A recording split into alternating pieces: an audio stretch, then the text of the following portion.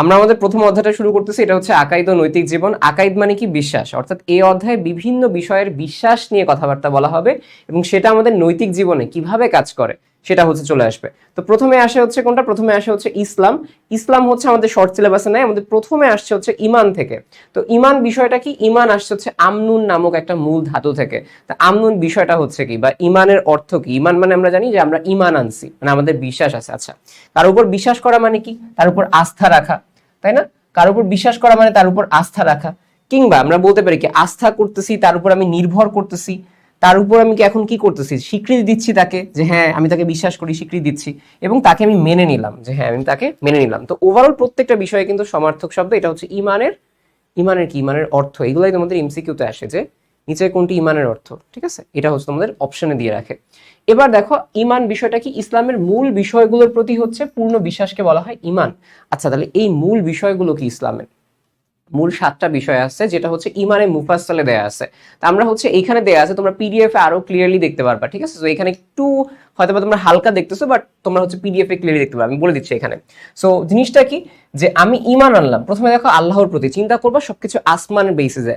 আসমানে কি থাকতেছে? আল্লাহ আছে, ফেরেশতারা আছে। তাহলে ইমান আনলাম আল্লাহর প্রতি, তার ফেরেশতাগণের প্রতি। আচ্ছা, ফেরেশতাগণ কি নিয়ে আসছে? আসমানি কিতাব নিয়ে আসছে। কাদের কাছে নিয়ে আসছে? নবীদের কাছে। তাহলে এই পরপর এটাই আসছে, তার কিতাবগুলোর প্রতি, রাসূলগণের প্রতি। তাহলে দেখছো সিকোয়েন্সটা বুঝতে পারছো কিভাবে মনে রাখা যায়? আমরা এইভাবেই পড়বো। আচ্ছা, তাহলে রাসূলগণ আমাদের কি বলছে? যে তোমরা ভালো কাজ করো, না হলে কিন্তু আখিরাতে শাস্তি আছে। তাহলে আমি আখিরাতের প্রতি বিশ্বাস করছি। এরপর রাসূলগণ কি বলছে? যে তোমরা তোমাদের তাকদীরের উপর বিশ্বাস করো, আল্লাহর উপর বিশ্বাস করো, তাই না? তাহলে তাকদীরের প্রতি বিশ্বাস, এবং এটা কি বলা হচ্ছে? যার ভালো মন্দ আল্লাহর নিকট থেকেই হয়। এবং ফাইনালি কি বলছে নবী রাসূলগণ? যে মৃত্যুর পরে তোমাদের আবারও পুনরুত্থান হবে, বা তোমরা আবারও জেগে উঠবে, এবং তোমাদের কি হবে? তোমাদের হচ্ছে বিচার হবে। তাহলে এই সিকোয়েন্সটা, এই 7টা বিষয় আমাদের ইমানের মধ্যে অন্তর্ভুক্ত। এবং এই বিষয়টাকে কি বলা হচ্ছে, বা এই যে আমরা আয়াতটা বলছি, এটা আসলে কি? ইমানে মুফাসসাল। আমরা ছোটবেলায় পড়ে আসছি ইমানে মুফাসসাল। এবং এই বিষয়গুলোর উপর সুদৃঢ় আস্থা, বিশ্বাস, এগুলো ছাড়া তুমি ইমানদার হইতে পারবা না। তোমার সবগুলো বিষয়ের উপর বিশ্বাস স্থাপন করতে হবে। একটা যে কোনো বাদ দিবা, তুমি আর ইমানদার থাকতে পারবে না। সো এই ব্যাপারগুলোকে বলা হয় যে হচ্ছে ইমানের এই সবকিছুতে বিশ্বাস স্থাপন করে, তাকে বলা হয় কি? তাকে বলা হয় মুমিন। ইমান এবং ইসলামের সম্পর্ক কি? ইমান এবং ইসলামের সম্পর্ক হচ্ছে তোমাকে ইমান ফার্স্টে আনতে হয়, এরপরে তোমার সেই ইসলাম তোমার মধ্যে বিকশিত হয়। ব্যাপারগুলো এখানে আসছে যে ইসলাম অর্থ হচ্ছে কি? আত্মসমর্পণ করা, আনুগত্য করা। ওকে, মহান আল্লাহর যাবতীয় আদেশ নিষেধ বিনা দ্বিধায় মেনে নেওয়ার মাধ্যমে তার প্রতি পূর্ণাঙ্গরূপে আত্মসমর্পণ করা হচ্ছে ইসলাম। চিন্তা করো, ইসলামে আমরা কি করি? নামাজ পড়ি, নামাজে আমরা আত্মসমর্পণ করি আল্লাহ তাআলার প্রতি, তাই না? তাহলে এই ইসলাম হচ্ছে কি? আত্মসমর্পণ করা। ইমান হচ্ছে কি? বিশ্বাস। আচ্ছা, এবং ইমান ইসলামের সম্পর্ক অনেক বেশি আসে এমসিকিউ। ইমান ইসলামের সম্পর্ক হচ্ছে গাছের মূল এবং শাখা প্রশাখার মতো। আচ্ছা, তাহলে গাছের মূল শাখা প্রশাখার মতো মানে কি? মূলটা কি? মূল হচ্ছে ইমান। তুমি ইমান যখন, বা একটা মূল যখন গাছে থাকে, সেই গাছের কি? শাখা প্রশাখা বের হয়। ঠিক একইভাবে তোমার মধ্যে যদি ইমান থাকে, ইমানটা হচ্ছে মূলের মতো। ইমান থাকলে তোমার মধ্য থেকে ইসলাম প্রকাশিত হবে। এই ব্যাপারটা বোঝানো হয়েছে যে কি? ইমান হলো গাছের শেকড় বা মূল, এবং ইসলাম হলো তার শাখা প্রশাখা। ইসলাম হলে কি? ইমানের বহিঃপ্রকাশ। ইমান বা মূল থাকলে ইসলাম হচ্ছে কি হয়? প্রকাশিত হয় আমাদের কাজকর্মে। তো এই যে বিভিন্ন বিষয় পালন করা, যেমন সালাত, জাকাত, হজ ইত্যাদি বিষয় পালন করা হলো ইসলাম। ইমানের মূল বিষয় কয়টা বলছি তোমাদের? ইমানের মূল বিষয় হচ্ছে 7টা। তাহলে কি কি 7টা মূল বিষয় আছে? প্রথমে হচ্ছে আল্লাহ তাআলার প্রতি বিশ্বাস করা। ইমানের সর্বপ্রথম এবং সর্বপ্রধান বিষয় হলো আল্লাহ তাআলার প্রতি বিশ্বাস স্থাপন করা। কি বলা হচ্ছে? সর্বপ্রথম এবং হচ্ছে সর্বপ্রধান। আই গেস তোমরা হচ্ছে একটু হয়তো বা এটাকে হেজি দেখতেছো, বাট যখন পিডিএফ ডাউনলোড করবা ক্লিয়ারলি দেখতে পারবে। আচ্ছা, তাহলে সবার আগে এবং সবচেয়ে গুরুত্বপূর্ণ কোনটা? সর্বপ্রথম সর্বপ্রধান হচ্ছে আল্লাহ তাআলার উপর বিশ্বাস করা। এটা একদম বেসিক, প্রথম এটা আমরা জানি। সেকেন্ড যে বিষয়টা আমরা দেখবো, সেটা হচ্ছে ফেরেশতাগণের প্রতি বিশ্বাস করা। তো ফেরেশতাগণ, তাদের উপর বিশ্বাস স্থাপন করতে হবে। তারা কি দিয়ে তৈরি? তারা নূরের তৈরি। মানুষ কিসের তৈরি? মাটির তৈরি, তাই না? এবং তাদের সংখ্যা কয়টা? সংখ্যা বলা নাই। অনেকে বলে সংখ্যা 4টা, না, সংখ্যা অগণিত। এবং তারা কি পুরুষ নাকি নারী? তারা নারীও নন, তারা পুরুষও নন, ঠিক আছে? তাদের কোনো পানাহার লাগবে না, কোনো জৈবিক চাহিদা লাগবে না, ঠিক আছে? তারা শুধুমাত্র কি করে? আল্লাহর জিকির করে। এই হচ্ছে ফেরেশতাগণের প্রতি বিশ্বাস। আসমানি কিতাবের প্রতি বিশ্বাস। এখন পর্যন্ত প্রায় 104খানা আসমানি কিতাব আসছে, প্রত্যেকটার উপর তোমার বিশ্বাস স্থাপন করতে হবে, ঠিক আছে? এটা বলা হয়েছে যে 104খানা। নবী রাসূলগণের প্রতি বিশ্বাস করা, অর্থাৎ এখন পর্যন্ত যত সকল নবী রাসূলগণ আসছে, তোমার তার প্রতি হচ্ছে বিশ্বাস স্থাপন করতে হবে। এটা বলা হয়েছে যে সকল সৃষ্টির মধ্যে তারাই সর্বোচ্চ মর্যাদার অধিকারী। কারা? নবী রাসূলগণ যারা আছেন তারা। আখিরাতে বিশ্বাস করা, আখিরাতে কি কি থাকবে, আমাদের হচ্ছে এখানে মৃত্যুর পরবর্তী কবর থাকবে, হাসর থাকবে, মিজান, সিরাত, জান্নাত, জাহান্নাম, প্রতিটা বিষয় অর্থাৎ আখিরাতে যা যা আছে প্রতিটা বিষয়ের উপর তোমার বিশ্বাস স্থাপন করতে হবে। তাকদির মানে হচ্ছে কি, তাকদির মানে হচ্ছে নির্ধারিত পরিমাণ ভাগ্য বা নিয়মিত, অর্থাৎ তোমার জন্য যতটুকু পরিমাণ নির্ধারিত আছে তোমার ভাগ্যে ততটুকুই তোমার থাকবে, এই বিশ্বাসটাকে বলা হয় তাকদির। এবং এইটা কিভাবে তুমি বিশ্বাস স্থাপন করবা, ধরো তোমার অনেক কিছু, তোমাকে অনেক সময় বলবে তোমার অনেক খারাপ একটা নিউজ হয়েছে, বা তোমার একটা বাজে একটা নিউজ হয়ে গেছে, বা তোমার একটা কোনো ভালো একটা নিউজ হয়েছে, তখন তোমার কি করতে হবে। তো তোমার যদি কখনো এরকম হয় যে খারাপ নিউজ আসছে বা কোনো একটা দুর্ঘটনা ঘটছে, তখন তোমাকে কি করতে হবে, সবর বা ধৈর্য ধারণ করতে হবে। আর যদি ভালো কিছু হয়ে যায় তখন তোমাকে শকর বা কৃতজ্ঞতা আদায় করতে হবে। এই এমসিকিউটা হচ্ছে প্রায় আসে। মৃত্যুর পর পুনরুত্থানে বিশ্বাস করা, পুনরুত্থান মানে হচ্ছে কি, যে মারা যাওয়ার পরে তোমরা আবারও হচ্ছে তোমাদের হচ্ছে জীবন আসবে এবং তোমাদের হচ্ছে কি হবে, তোমাদের এরপরে বিচার হবে, ঠিক আছে, এই যে পুনরুত্থানটা বলা হয়। তাহলে আমরা কি বলি, মানব জীবন দুই ভাগে বিভক্ত, একটা হচ্ছে ইহকাল, একটা পরকাল, যে এখন মারা যাওয়ার পরেরটা হচ্ছে পরকাল, এরপরে পুনরুত্থান হবে। আমাদের কাছে এবার আসছে হচ্ছে এটা তোমাদের হচ্ছে শর্টের মধ্যে এখানে নাই, ইমানের গুরুত্বের পার্টে। তাওহীদের ক্ষেত্রে একটা জিনিস মাথায় রাখবা, যদিও তোমাদের নাই, বাট তাওহীদ হচ্ছে কি একত্ববাদ, অর্থাৎ আল্লাহ তাআলা এক ও অদ্বিতীয়, এই বিশ্বাসটাকে বলা হয় তাওহীদ। তাও একটু মাথায় রাখো, ঠিক আছে, এটা যেহেতু শর্টে নাই রিলেটেড করে দিতে পারে, তো তুমি লিখতে পারবে। আল্লাহ তাআলার পরিচয়ের কেসেও এই ওভারঅল বলা হয়েছে। এবার দেখো সবচেয়ে গুরুত্বপূর্ণ একটা জায়গা, এইখান থেকে সিকিউ আসে, এখান থেকে এমসিকিউ আসে। তাহলে দেখো আমাদের কাছে কি বলা হয়েছে, যে কুফরের কথা বলা হয়েছে। কুফর মানে কি, কুফর মানে হচ্ছে আমরা বলি অস্বীকার করা। দেখো ইমান তুমি বলছো স্বীকার করে নিছো, তাহলে ইমানের উল্টা তুমি কি আসছো, কুফর, মানে এখন তুমি কোনো কিছুই বিশ্বাস করবে না, তাহলে তুমি কি করবা, কুফর করবা। আর যে কুফর করে তাকে বলা হবে কি, তাকে বলা হবে কাফির। দেখছো মিল আছে, যার মধ্যে ইমান আছে সে হচ্ছে মুমিন, যার মধ্যে কুফর আছে সে হচ্ছে কাফির। তাহলে কি আছে, অস্বীকার করা, অবিশ্বাস করা, ঢেকে রাখা, গোপন করা, মানে সে কোনো কিছু হচ্ছে ক্লিয়ারলি বলতেছে না, ঢেকে রাখতেছে, গোপন রাখতেছে, যে না আমি এগুলা করবো না কোনো কিছু, তাই না। অকৃতজ্ঞতা, কৃতজ্ঞতা প্রকাশ করে না। ইসলামী পরিভাষায় আল্লাহ তাআলার মনোনীত দিন, ইসলামের মৌলিক বিষয়গুলো, মৌলিক বিষয় কয়টা, 7টা, কোনো একটার প্রতি অবিশ্বাস করাকে কুফর বলা হয়। কুফর হচ্ছে কি, ইমানের বিপরীত। খুবই ইম্পর্টেন্ট একটা এমসিকিউ, বুঝছো, ইমান মানে বিশ্বাস, কুফর মানে অবিশ্বাস, তাহলে কুফর হচ্ছে কি ইমানের বিপরীত, এটা আমরা অলরেডি দেখছি। তাহলে যে ব্যক্তি কুফরে লিপ্ত হয় তাকে বলা হয় কাফির। কাফির অর্থ হচ্ছে কি, যে বিশ্বাস করে না, অবিশ্বাসী, যে অস্বীকার করে, অস্বীকারী। এবার দেখো আমরা বলতে পারি কি, যে মানুষ নানাভাবে হচ্ছে কাফির হইতে পারে। এই পয়েন্টগুলো খুবই খুবই খুবই খুবই গুরুত্বপূর্ণ। কেন, কারণ এটা সিকিউতে তোমাকে হচ্ছে টেস্টিং এ দিয়ে দেয়। তো আমরা কিন্তু তোমাদের জন্য সিকিউ যেই অ্যানালাইসিসটা, সিকিউ অ্যানালাইসিস এবং সিকিউ আইডেন্টিফিকেশন, সেটাও কিন্তু অলরেডি তোমাদের প্রিপেয়ার করে ফেলছি। এই ক্লাসটার পরে তোমাদের ছোট ছোট ছোট ছোট অংশে আমরা দেখাই দিব যে সিকিউ অ্যানালাইসিসটা কিভাবে করতে হয়, ঠিক আছে। এই পেজেই তোমরা হচ্ছে এটা পেয়ে যাবে, ইউটিউবেই পেয়ে যাবে কিছুক্ষণ পরে। জাস্ট অপশন দেখে কিভাবে চিনবো আমরা, ঠিক আছে। তো দেখো আল্লাহ তাআলার অস্তিত্ব অবিশ্বাস বা অস্বীকার করা, অর্থাৎ আল্লাহ তাআলাকে বিশ্বাস না করা। সেকেন্ডটা হচ্ছে আল্লাহ তাআলার গুণাবলী অস্বীকার করা, অর্থাৎ তুমি বিশ্বাস করো যে আল্লাহ তাআলা আছে, বাট এরকম বিশ্বাস করো না আমি আমার নিজের মতোই চলি, এটা সব প্রকৃতির খেলা। সো এরকম আল্লাহ তাআলার গুণাবলীতে তুমি যদি অস্বীকার করো, অর্থাৎ আল্লাহ তাআলাকে রিজিক দাতা যদি না মানো, ইমানের মৌলিক 7টার যে কোনো একটা, তুমি যে কোনো ধরো 6টাই বিশ্বাস করলে, আরেকটা বিশ্বাস করলো না, তাও তুমি কি হবে, তাও তুমি কাফির হবা সেই ক্ষেত্রে। কারণ ফেরেশতা, নবী, রাসূল, আসমানি কিতাব, আখিরাত, এগুলো অবিশ্বাস করা। ইসলামের মৌলিক ইবাদতগুলো অস্বীকার করা, তুমি বলবো যে আমি সবই বিশ্বাস করি কিন্তু আমি নামাজ পড়বো না, তাও তুমি কাফির হয়ে যাবে, তাই না। মানে আমি হচ্ছে জাকাত দিব না, বা হচ্ছে হজ পালন করবো না, সালাত, জাকাত, সাওম, হজ, এগুলোকে না মানা। হালালকে হারাম মনে করো, এখন তুমি মনে করলা যে না সমস্যা নাই, একটু দুষ্টু পানি হচ্ছে খাওয়াই যেটা মনে হয় হালাল, সো এটা না। সো হালালকে হারাম মনে করা, এটাও হচ্ছে কি কুফরের মধ্যে পড়বে তোমাকে। যেমন তুমি যে দেখো হালাল খাদ্যকে হচ্ছে হারাম মনে করা, সেটা তোমাকে বলা হয়েছে। আবার কি বলা হয়েছে, হারামকে হালাল মনে করা, যেটা তোমাকে কিছুক্ষণ আগে এক্সাম্পল দিলাম, যে দুষ্টু পানি তুমি হচ্ছে খাবা, এটা মনে করবে হ্যাঁ এটা তো হালাল, সো এটাও করা যাবে না। আবার তুমি যদি এখন চিন্তা করো যে না ভাই আমি হচ্ছে মাংস খাবো না, মাংস খাওয়া হচ্ছে হারাম, সো এরকমও তোমার জিনিসটা ঠিক না, ঠিক আছে। তো হালালকে হারাম মনে করো, হারামকে হালাল মনে করো, এটা যদি তুমি করো তাইলে তুমি কি হয়ে যাবে, কুফরের মধ্যে পড়ে। ইচ্ছাকৃতভাবে হচ্ছে কাফিরদের অনুসরণ করা, মনে করো যে আমি একটু ফ্যান্সি হব, একটু পশ্চিমা সংস্কৃতির মধ্যে আচরণ করব, একটু কাফিরদের একটু ক্রুশ সাইন হচ্ছে গলায় ঝুলাবো, ঠিক আছে, তাদের ধর্মীয় চিহ্ন, এইগুলো যদি তুমি ব্যবহার করো তাইলে কি হবে, তাইলে হচ্ছে এটা কুফরের মধ্যে পড়বে। ইসলামের গুরুত্বপূর্ণ কোনো বিষয় নিয়ে ঠাট্টা বিদ্রুপ করা, যেমন মুহাম্মদ সাল্লাল্লাহু আলাইহি ওয়াসাল্লাম কিংবা কোরআনকে নিয়ে ঠাট্টা উপহাস করা, অর্থাৎ তুমি কোনো কিছু নিয়ে যদি ফান করো বা ব্যঙ্গ বিদ্রুপ করো, সেটা হলেও কি হয়ে যাবে, কাফির হয়ে যাবে। এই প্রত্যেকটা পয়েন্ট ইম্পর্টেন্ট। আচ্ছা তুমি মনে করো ভুলে কুফর করে ফেলছো, তখন তোমাকে কি করতে হবে, তখন তোমাকে মনে প্রাণে তওবা করতে হবে, পুনরায় তোমাকে আবার বিশ্বাস স্থাপন করতে হবে, ঈমান আনতে হবে, তোমাকে তওবা করতে হবে, আর বলতে হবে যে আমি আর কখনো এই কাজ করব না। কুফরের পরিণতি কিন্তু খুবই খারাপ, এটা কি দুনিয়া এবং আখিরাত দুই সময় তুমি হচ্ছে শাস্তি পাবা, এটা হচ্ছে সিকিউতে কিন্তু আসে। কি কি আসে, অবাধ্যতা এবং হচ্ছে অকৃতজ্ঞতা। দেখো কুফর মানুষের মধ্যে অবাধ্যতা এবং অকৃতজ্ঞতা জন্ম দেয়, তাই না। তুমি ধরো তোমাকে সৃষ্টিকর্তা জীবন দিছে, তোমাকে রিজিক দিচ্ছে, তুমি চিন্তা করছো না আমি মানি না, তাহলে এটা কি একটা অকৃতজ্ঞতা, তুমি অবাধ্য হয়ে গেছো। তাহলে কুফর তোমার মধ্যে অবাধ্যতা এবং অকৃতজ্ঞতা জন্ম দিচ্ছে, তাহলে এটা একটা খুব খারাপ জিনিস, তোমার মধ্যে থাকা উচিত না। এটা তাহলে ইহকালের একটা খারাপ বিষয়। পাপাচার বৃদ্ধি, দেখো মানুষের তো সৃষ্টিকর্তার উপর বিশ্বাসই নেই, আখিরাতের উপর বিশ্বাসই নেই, তাহলে সে কি করবে, সারাটা দিন পাপ করবে, তাহলে পাপাচার বৃদ্ধি পাবে। এরপরে কি, দেখো তার হতাশা সৃষ্টি হবে। চিন্তা করো, মানুষ স্বাভাবিকভাবে কি করতে হয়, ভরসা করতে পছন্দ করে, যে সে যখন একটা খারাপ অবস্থায় আছে সে চিন্তা করে সৃষ্টিকর্তা আমাকে হয়তো বা হেল্প করবে। কিন্তু এখন তার তো সৃষ্টিকর্তার বিশ্বাসই নেই, তাহলে সে কার উপর ভরসা করবে, ভরসা করতে পারবে না, তার মধ্যে হতাশা সৃষ্টি হবে। অনৈতিকতার প্রসার, চিন্তা করো যদি পাপাচার বৃদ্ধি হয় অনৈতিকতার তো প্রসার ঘটবেই। আল্লাহ তাআলার অসন্তুষ্টি, সর্বপ্রতি আল্লাহ তাআলা তো সন্তুষ্ট হবে না, আল্লাহ তাআলার তুমি বিশ্বাস, আল্লাহ তাআলার উপর বিশ্বাস না রাখলে আল্লাহ তাআলার অসন্তুষ্টি হবে, এবং আল্লাহ তাআলার অসন্তুষ্টি যদি একবার হয় অনন্তকালে শাস্তি হবে। এবং এইখানের এই আয়াতটা তোমরা সিকিউতে দিবা, যারা কুফরি করবে এবং আমার নিদর্শনগুলোকে অস্বীকার করবে তারাই জাহান্নামের অধিবাসী। তাহলে কুফরি করলে কি জাহান্নামের অধিবাসী হবে এবং তারা সেখানে চিরদিন থাকবে। এটা কি সূরা আল বাকারা আয়াত 39-এর এই আয়াতটা হচ্ছে মুখস্থ করবা, কারণ আসে।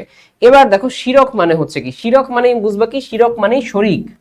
শিরক মানেই শরীক, অর্থাৎ তুমি মনে করো সবই বিশ্বাস করো, বাট তুমি মনে করো যে সৃষ্টিকর্তা একজন না, সৃষ্টিকর্তা দুইজন, বা সৃষ্টিকর্তার নিয়ম হচ্ছে একজন হয়তো বা মেনটেন করে না, অনেকজন মেনটেন করে। তো এরকম সৃষ্টিকর্তার সাথে আল্লাহ তাআলার সাথে তুমি যদি কোনো কিছু শরীক করো, এই শরীক করা হচ্ছে শিরকের অন্তর্ভুক্ত হবে, ঠিক আছে। তাহলে শিরক হচ্ছে কি, অংশীদার সাব্যস্ত করা, একাধিক স্রষ্টা বা হচ্ছে উপাস্যে বিশ্বাস করা, ঠিক আছে। মহান আল্লাহ তাআলার সাথে কোনো ব্যক্তি বা বস্তুকে শরীক করা বা সমতুল্য মনে করাকে শিরক বলা হয়। যে ব্যক্তি শিরক করে তাকে বলা হয় কি, মুশরিক। চিন্তা করো, ইমান, মুমিন, কুফর, কাফির, শিরক, মুশরিক, ঠিক আছে। শিরক হলো কি তাওহীদের বিপরীত। এই জন্যই তোমাদের আমি তাওহীদটা পড়ায় আসছিলাম। তাওহীদ মানে কি, একত্ববাদ, আল্লাহ তাআলাকে এক হিসেবে বিশ্বাস করা, এক ও অদ্বিতীয় সত্তা হিসেবে। তো আল্লাহ তাআলাকে এক না বিশ্বাস করে তুমি আরেকজনকে বিশ্বাস করো, তাহলে কি হবে, শিরক। তাহলে তাওহীদ এবং শিরক কি একে অপরের বিপরীত চলে আসবে, ঠিক আছে। তারপর কি বলছে এখানে, আমাদের মনে আছে যে কুল হুয়াল্লাহু আহাদ, সূরা ইখলাসের প্রথম আয়াতটা আমরা কি বলতে পারি, যে বলুন হে নবী তিনি আল্লাহ এক ও অদ্বিতীয়, সূরা ইখলাস আয়াত 1। এরপরে কি বলা হয়েছে, কোনো কিছুই তার সদৃশ নয়, অর্থাৎ তার কে, সৃষ্টিকর্তার আল্লাহ তাআলার কোনো কিছু সদৃশ নয়, আল্লাহ তাআলা এক ও অদ্বিতীয়। এটা কোথায় আছে, সূরা আশ-শূরা আয়াত 11 এটা আসে, ঠিক আছে। সূরা আশ-শূরার এই আয়াতটা আসে। তারপরে আর কি বলা হয়েছে, যে যদি সেখানে আসমান ও জমিনতে আল্লাহ ব্যতীত অন্য কোনো ইলাহ থাকতো তবে উভয় ধ্বংস হয়ে যেত। এর মানে কি, ধরো সৃষ্টিকর্তা দুইজন, তাদের মধ্যে কি হইতো, একটা গ্যাঞ্জাম হইতো, একটা মারামারি হইতো, তাহলে কি হইতো, দুই পক্ষই ধ্বংস হয়ে যেত। কিন্তু পৃথিবী বা হচ্ছে এই বিশ্বটা এত সুন্দর কেন আছে এখনো, কেননা সৃষ্টিকর্তা একজন আছে, এই জন্যই এই লাইনটা বলা হয়েছে, ঠিক আছে। তাহলে তোমরা কিন্তু তিনটাই দিবা, যে শিরক জিনিসটা কি, শিরকের ভয়াবহতা কেন, তোমাদের এইভাবে লিখবা তোমরা। শিরকের কুফল যখন আসবে, বা তোমরা যখন লিখবা যে শিরকের কারণে সৃষ্টিকর্তা অসন্তুষ্ট হন, তখন তোমরা এই আয়াতগুলো লিখবা, যে সৃষ্টিকর্তা বা আল্লাহ তাআলা এইটা বলছেন, আল্লাহ তাআলা এইটা বলছেন। তাহলে আমরা যদি এই আয়াতগুলো মেনে না চলি, তাহলে আমাদের জন্য কি হবে, জাহান্নাম অপেক্ষা করতেছে। এবং শিরকের অপরাধ আল্লাহ তাআলা ক্ষমা করেন না, ঠিক আছে। তো এই কথাটা হচ্ছে প্রায় আসবে তোমাদের। আচ্ছা, শিরক কিরকম হইতে পারে, শিরক হইতে পারে 4 ধরনের, এটা মাথায় রাখবে। শিরক কয় ধরনের হইতে পারে, 4 ধরনের। একটা হচ্ছে আল্লাহ তাআলার সত্তা এবং অস্তিত্বে শিরক করা, অর্থাৎ আল্লাহ তাআলার মতো অন্য কাউকে হচ্ছে, মানে আল্লাহ তাআলার বরাবর কাউকে হচ্ছে সমকক্ষ মনে করা। যেমন ঈসা আলাইহিস সালামকে আল্লাহর পুত্র মনে করা, তাহলে কি একটা সমকক্ষ অবস্থানে নিয়ে গেছো না, কাছাকাছি অবস্থানে, তাহলে এটা হচ্ছে একটা শিরক হবে। এরপরে কি, আল্লাহ তাআলার গুণাবলীতে শিরক করা, যেমন অন্য কাউকে সৃষ্টিকর্তা বা রিজিক দাতা মনে করা, যে সৃষ্টিকর্তা হচ্ছে আহ অনেকে ধরবে আল্লাহ তাআলার সাথে অন্য কেউ হয়তো বা সেই কাজটা করতেছে, এটা একটা শিরক হবে, ঠিক আছে, নাউজুবিল্লাহ। সৃষ্টিকর্তা সৃষ্টি জগতের পরিচালনায় অন্য কাউকে অংশীদার বানানো, যেমন ফেরেশতাদের জগৎ পরিচালনাকারী হিসেবে মনে করা, এইটা কিন্তু তোমাদের কনফিউশন হইতে পারে। তোমরা মনে করতে পারো যে হ্যাঁ, ওই যে খাদ্য নিয়োজনে আমরা বলি খাদ্যের কাজে হচ্ছে নিয়োজিত আছেন একজন ফেরেশতা, ঠিক আছে, তারপরে জীবন কবজের কাজে একজন ফেরেশতা নিয়োজিত আছেন, এরকম তোমরা চিন্তা করো। তার মানে ফেরেশতাগণ হচ্ছে জগৎ পরিচালনা করতেছে, বাট এটা কিন্তু না, জগৎ পরিচালনা সৃষ্টিকর্তাই করতেছেন, আল্লাহ তাআলাই করতেছেন, আল্লাহ তাআলার নির্দেশে তারা এগুলা হচ্ছে কাজ করতেছে। এটা মাথায় রাখবে যে সৃষ্টিকর্তা, সৃষ্টি জগৎ পরিচালনা কে করতেছে, আল্লাহ তাআলা। এটা কিন্তু যদি তুমি না মেনে ফেরেশতাগণদের প্রতি মানো, চিন্তা করবে আমি তো ফেরেশতাগণের উপর বিশ্বাস রাখছি, এটা কিন্তু তাও শিরক, ঠিক আছে, শিরক। ইবাদতের ক্ষেত্রে আল্লাহ তাআলার সাথে কাউকে শরীক করা, যেমন হচ্ছে আল্লাহ ব্যতীত কাউকে সিজদা করা, কারণ আমি পশু জবাই করা, এটা খুব গুরুত্বপূর্ণ। বিশেষ করে তোমাদের সিকিউতে আসবে মাজারে গিয়ে সিজদা করা, কোন পীর বাবা কে হচ্ছে বাবা বলে ডাকা, তার কাছে সবকিছু চাওয়া, এই ব্যাপারগুলো কিন্তু শিরকের মধ্যে, অর্থাৎ আল্লাহ তাআলা বাদে অন্য কারো প্রতি ডিপেন্ড করা, সেটা হচ্ছে শিরকের মধ্যে পড়বে, ঠিক আছে। সেই হচ্ছে কথা। শিরক হচ্ছে জঘন্য অপরাধ, এটা মাথায় রাখবা। পৃথিবীতে সকল প্রকার জুলুমের মধ্যে সবচেয়ে বড় হলো শিরক, এটা খুব গুরুত্বপূর্ণ।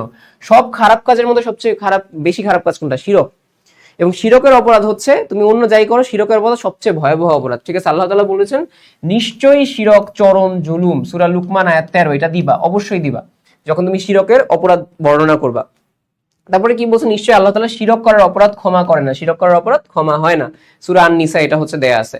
শিরক হচ্ছে ক্ষমার অযোগ্য অপরাধ। তারপরও তুমি যদি কখনো শিরক করে ফেলো, তার ওই সেম কাজ তোমাকে হচ্ছে মনে প্রাণে বিশ্বাস আবারও ঈমান আনতে হবে, তোমাকে তওবা করতে হবে, আর কখনো এরকম করবে না, এরকম সংকল্প তোমার হচ্ছে রাখতে হবে। তাহলে আমরা হচ্ছে এই জিনিসটা গেল। নিফাক মানে হচ্ছে কি? নিফাক মানে হচ্ছে কি? নিফাক মানে হচ্ছে নাইফ, ঠিক আছে? নিফ, এই যে আমরা চিন্তা করবা নিফ বা নাইফ, নিফ নাইফ, নাইফ মানে ছুরি। ছুরি মানে কি? কাউকে পেছন থেকে ছুরিকে আঘাত করা, এই চিন্তা করবা। কাউকে পেছন থেকে ছুরিকে আঘাত করা মানে কি? কাউকে বিশ্বাসঘাতকতা করা। নিফাক হচ্ছে এইটাই, বিশ্বাসঘাতকতা, ভণ্ডামি করা, ঠিক আছে? তাহলে আমরা কি বলি? নিফাক শব্দের অর্থ হচ্ছে কি? ভণ্ডামি, কপটতা, দ্বিমুখী ভাব, ধোঁকাবাজি, প্রতারণা, কাউকে প্রতারণা করে পেছন থেকে ছুরি বা নাইফ দিয়ে দেওয়া, ঠিক আছে? নিফাক। সো এই ব্যবহারের অর্থ হলো কি? অন্তরে একরকম ভাব রেখে বাহিরে বিপরীত অবস্থা প্রকাশ করা। যেমন পড়তেছি, পড়ালেখা, ধরো বাবা যখন তাকায় আছে তখন বলছে হ্যাঁ পড়তেছি, ঠিক আছে, বাট আমার পড়তে মন চাচ্ছে না, বাবা চলে গেছে, আমিও হচ্ছে কি আবারও মোবাইলে রিলস দেখা শুরু করছে। তাহলে এইটা হচ্ছে কি একটা ভণ্ডামি পর্যায়ে চলে গেছে। তো নিফাক হচ্ছে এটা, যে তুমি বাহিরে প্রকাশ করতেছো যে হ্যাঁ আমি অনেক ইসলাম মেনে চলি, বাট ভেতরে তোমার মধ্যে সেই বিশ্বাসটা নাই, এটাকে বলা হয় নিফাক, ঠিক আছে?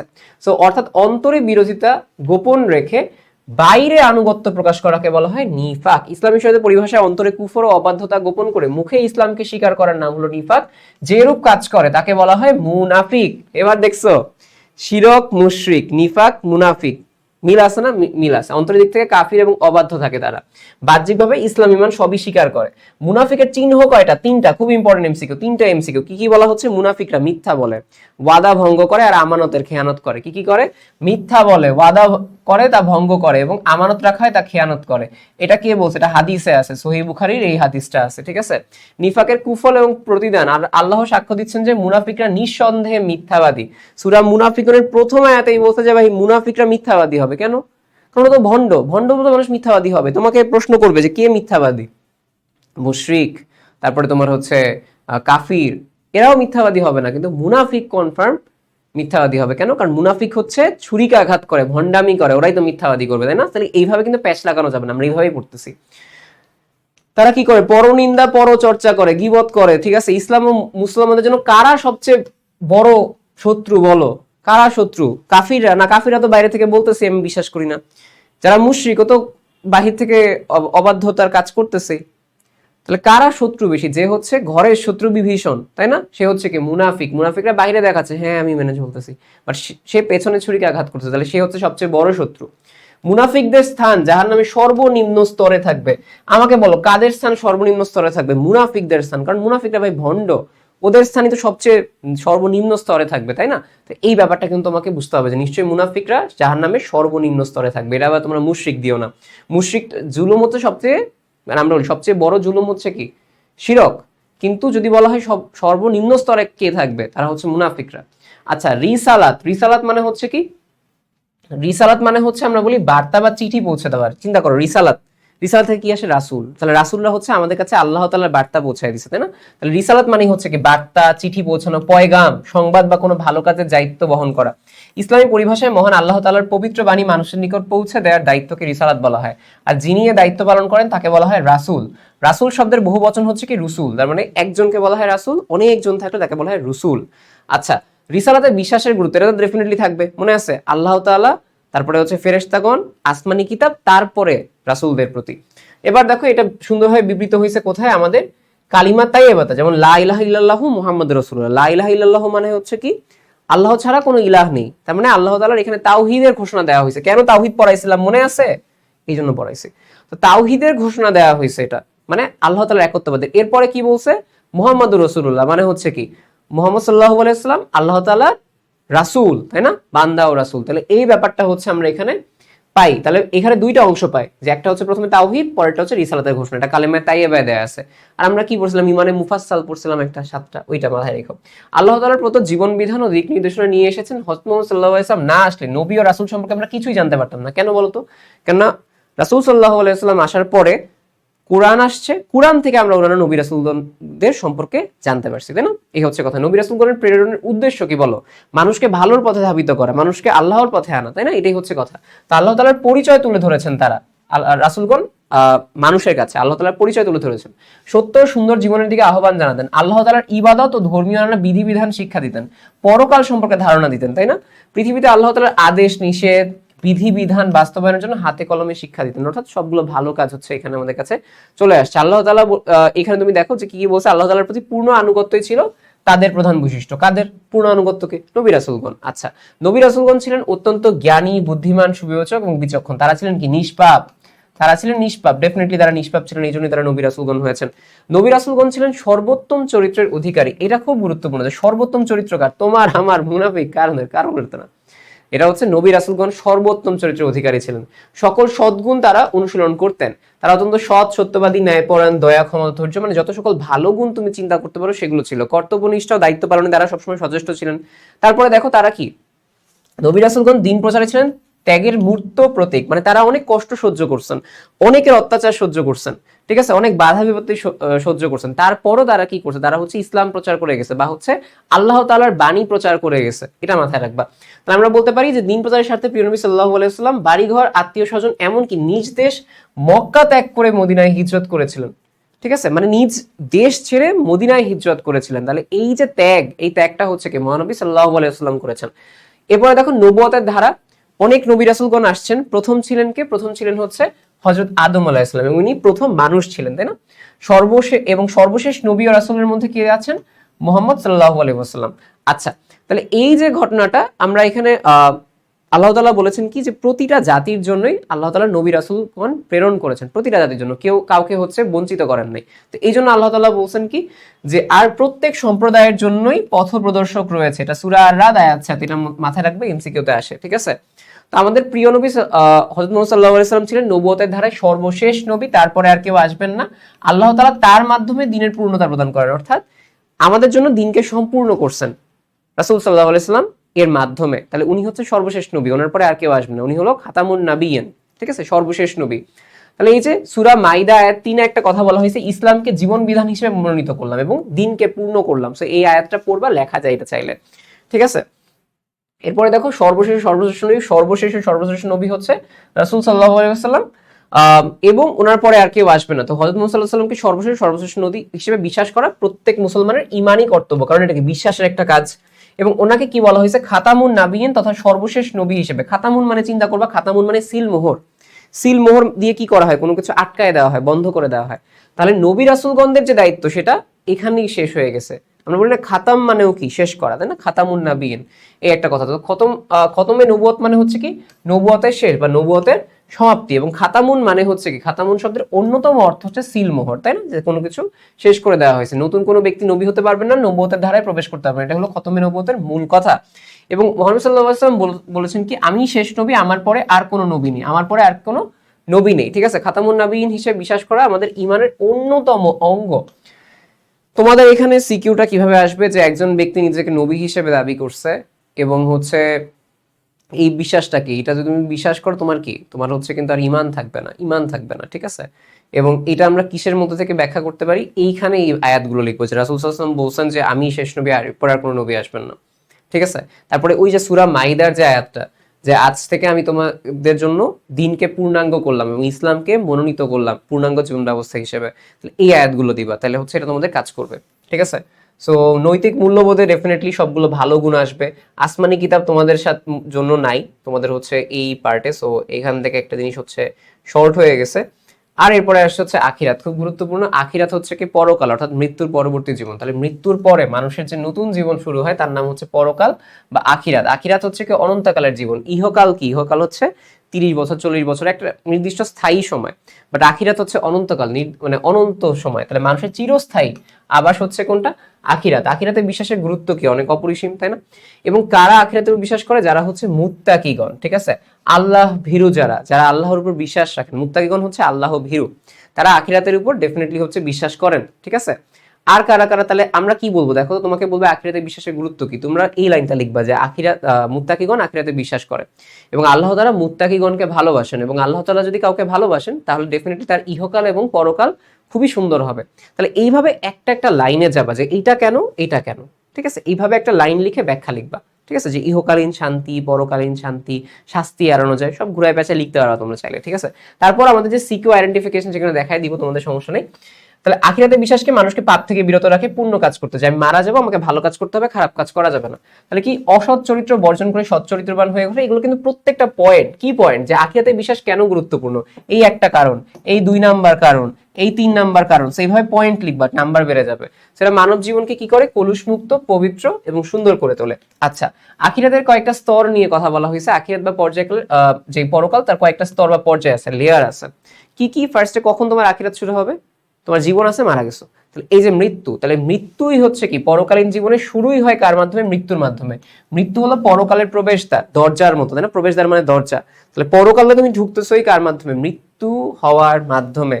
তো এখানে বলা হয়েছে কি যে প্রত্যেক প্রাণীকে মৃত্যুর স্বাদ গ্রহণ করতে হবে। সূরা আলী ইমরান আয়াত 185 এটাও আসে, যেগুলো দেখাচ্ছে এগুলো এমসিকিউতে আসে, যে কোনো দেখবা বোর্ডে চলে আসছে এটা।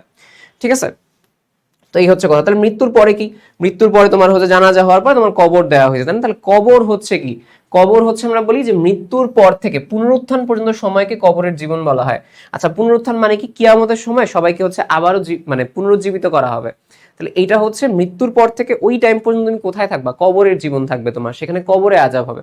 জাহান্নামের আযাব না, কবরের আযাব গেছে। এরপরে তোমার পুনরুত্থান হবে, এরপরে বিচার হবে, বিচার হওয়ার পরে যদি ভালো কাজ করো জান্নাতে, খারাপ কাজ করলে জাহান্নামে। এইভাবে আসলে জিনিসটা আসবে। সো মৃত্যুর পর থেকে পুনরুত্থান পর্যন্ত সময়কে কবরের জীবন বলা হয়। এর অপর নাম হচ্ছে বারজাক। এটা খুব গুরুত্বপূর্ণ যে কবরের অপর নাম হচ্ছে কি বারজাক। এবং যখন তোমাকে কবর দেওয়া হবে তখন তোমার 2জন ফেরেশতা আসবে। 2জন ফেরেশতা কে কে? মুনকার এবং নাকির। মুনকার, নাকির। ঠিক আছে, তো ওনারা 3টা প্রশ্ন করবেন আমাদের। কি কি? একটা হচ্ছে মান রাব্বুকা, তোমার রবকে। তারপরে বলো তোমার দিন কি। তাহলে তোমার এরপরে বলো তোমার নবীকে বা তোমার রসুলকে। ঠিক আছে, এবং মহানবী সাল্লাল্লাহু আলাইহি ওয়াসাল্লামের দিকে সেখানে হচ্ছে ইশারা করা হবে। এবং তুমি যদি চিনতে পারো তাহলে তুমি কবরের কি, তুমি কবরের যে পর্যায়গুলো সেগুলো পার করতে পারবে। তাহলে মান রাব্বুকা ওয়ামা দিনুকা ওয়ামান নাবিয়ুকা, বা হচ্ছে ওয়ামান হাজার রসুল। ঠিক আছে, তো এই হচ্ছে তোমাদের এই কয়েকটা প্রশ্ন এখানে আসে। এরপরে চলে আসবে কি? এরপরে তোমাদের কবরের জীবন চলতেছে, শান্তি চলতেছে, কিংবা তোমাদের হচ্ছে আযাব চলতেছে, এবং এরপর করতে করতে কিয়ামত চলে আসবে। কিয়ামত মানে কি? সবকিছু ধ্বংস হয়ে গেছে, তাই না? কিয়ামত বলতে 2টা অবস্থাকে বোঝানো হয়। একটা হচ্ছে কি মহাপ্রলয়। দেখো, কিয়ামত হইলো পৃথিবী সবকিছু ধ্বংস হয়ে গেছে, এখন কেউ নাই, শুধুমাত্র আল্লাহ তাআলা আছে। এরপরে এই কিয়ামত কখন হবে? যখন ইসরাফিল আলাইহিস সালাম উনি হচ্ছে সিংহায় ফু দিবেন। ঠিক আছে, সিংহায় যখন হচ্ছে ফু দিবে, তারপরে আর কেউ নাই। এরপরে আবারও যখন দ্বিতীয়বার সিংহায় ফু দেওয়া হয়েছে, পুনরায় যখন সিংহায় ফু দিবে তখন সবাই আবার জেগে উঠবে, যারা মারা গেছে তারা আবারও জেগে উঠবে। ঠিক আছে, সবাই আবার জেগে উঠে কোথায় আসবে? সবাই একসাথে জড়ো হবে একটা ময়দানে, সেটা হচ্ছে হাসরের ময়দান। তাহলে সবাই কিয়ামতের সময় মারা গেল, আবার উঠলো। তাহলে কিয়ামতের 2টা অর্থ আছে। একটা হচ্ছে কি? একটা হচ্ছে আমরা বলি মহাপ্রলয় মানে ধ্বংস, আর একটা হচ্ছে কি? উঠে দাঁড়ানো। ঠিক আছে, প্রথমে মারা গেল, এরপরে উঠে দাঁড়াবে, এবার পুনরায় জীবিত হয়ে কবর থেকে হাসরের ময়দানে যাবে। এবং এইটাকে বলা হয় ইয়ামুল বা আস বা পুনরুত্থান দিবস। তাহলে যেই সময় সবাই জেগে উঠবে সেটাকে বলা হয় ইয়াউমুল বা আস বা পুনরুত্থান দিবস। আচ্ছা, এরপরে হাসরে চলে আসলো। হাসরে কি? সবাই সমাবেশ। দেখো কি বলা হয় যে অমুক নেতার সমাবেশ, আর এটা হচ্ছে কি? পুরো পৃথিবীর যারা যারা এখন জন্ম নিচ্ছে, মৃত্যু নিচ্ছে, সবার সমাবেশ, মহাসমাবেশ, তাই না? তাহলে হাসর হচ্ছে মহাসমাবেশ। পৃথিবীর প্রথম থেকে শেষ পর্যন্ত সকল মানুষই সেদিন এই মাঠে একত্রিত হয়, মানুষের মহাসমাবেশকে বলা হয় হাসর। এবং তিনি বিচার দিবসের মালিক। এই যে হাসরের ময়দানে তিনি হচ্ছে বিচার দিবসের মালিক। এটা কথা সূরা আল ফাতিহায় হচ্ছে আমরা বলি যে মালিক ইয়াউমিদ্দিন, তাই না? এটা হচ্ছে 3 নাম্বার আয়াত। এরপরে বলা হয়েছে হাসরের ময়দান ভীষণ কষ্টের স্থান। সেখানে কি হবে? যারা তোমার সূর্য মাথার কাছাকাছি থাকবে, সূর্য কত দূরে থাকলে গরম লাগে, মাথার কাছাকাছি থাকলে কি হয়? মগজ গলে গলে পড়বে, এরকম একটা অবস্থা হবে। তো মাথার উপরে একেবারে নিকটে থাকবে। তো এই অবস্থায় ছায়া দরকার হবে। তো আল্লাহ তাআলার আরশের ওইখানে ছায়া পাবে কারা? যারা পুণ্যবান ছিল তারা। তো 7 শ্রেণীর লোক কারা? 7 শ্রেণীর লোক। 7 শ্রেণীর লোক হচ্ছে আরশের ছায়াতলে স্থান পাবে। এক শ্রেণী হচ্ছে কারা? যেসব ব্যক্তি যৌবনকালে আল্লাহর ইবাদত করেছে, অর্থাৎ তুমি আমি এই যে যৌবনকালে আছি, এখন ইবাদত করলে আরশের নিচে হচ্ছে ছায়া পাবো, এই সূর্য আমাদের কষ্ট দিবে না। এরপরে বলা হয়েছে যে সেখানে পানীয় জলের ব্যবস্থা থাকবে না কোনো, এত গরমের মাঝখানে মানুষ পানি খুঁজবে, কিন্তু এইখানে একটা জায়গায় পানি থাকবে, সেই কূপের নাম হচ্ছে হাউজে কাউসার। ঠিক আছে, হাউজে কাউসার নামে একটা কূপ থাকবে, সেখান থেকে পানি পান করাবে কে?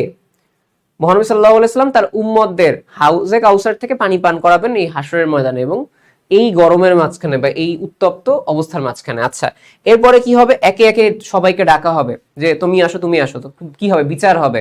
তাহলে একটা দাড়িপাল্লা নিয়ে মাপা হবে যে এইখানে খারাপ কাজ, এখানে ভালো কাজ। ভালো কাজ যদি ভারী হয় তুমি জান্নাতে যাবা, খারাপ কাজ যদি ভারী হয় তাহলে তুমি জাহান্নামে যাবে। এই মিজান বলা হয় এটাকে। মিজান হচ্ছে কি? মিজান হচ্ছে পরিমাপক যন্ত্র বা দাড়িপাল্লা। ঠিক আছে, মিজান হচ্ছে কি, চিন্তা করো, মিজান মানে মেশিন, মিজান মানে চিন্তা করো মেশিন, ঠিক আছে? তাহলে এটা হচ্ছে কি পরিমাপ করা হয়, ওয়েট মেশিন।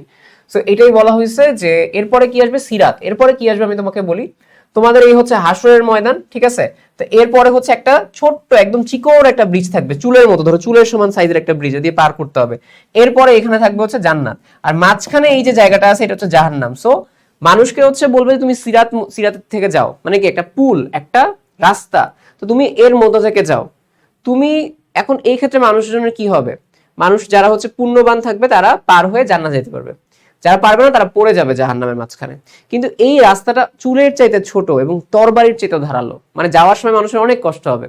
যারা পুণ্যের কাজ করবে তারা একদম চোখের পলকে পার হয়ে যাবে, যারা হচ্ছে একটু কম মানে পুণ্য করছে তারা হচ্ছে কি আরেকটু স্লো যাবে।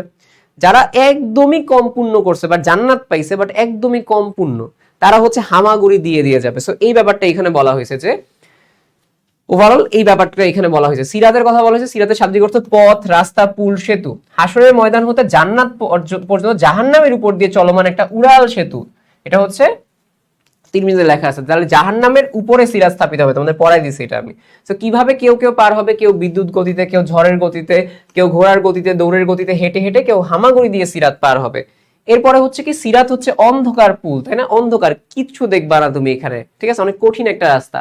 মুমিন ও নেক আমলকারী ব্যক্তির জন্য আলোর ব্যবস্থা থাকবে, তাদের মধ্যে কি থাকবে, তাদের মধ্যে নূর থাকবে, সেখানে জন্য আলোর ব্যবস্থা থাকবে।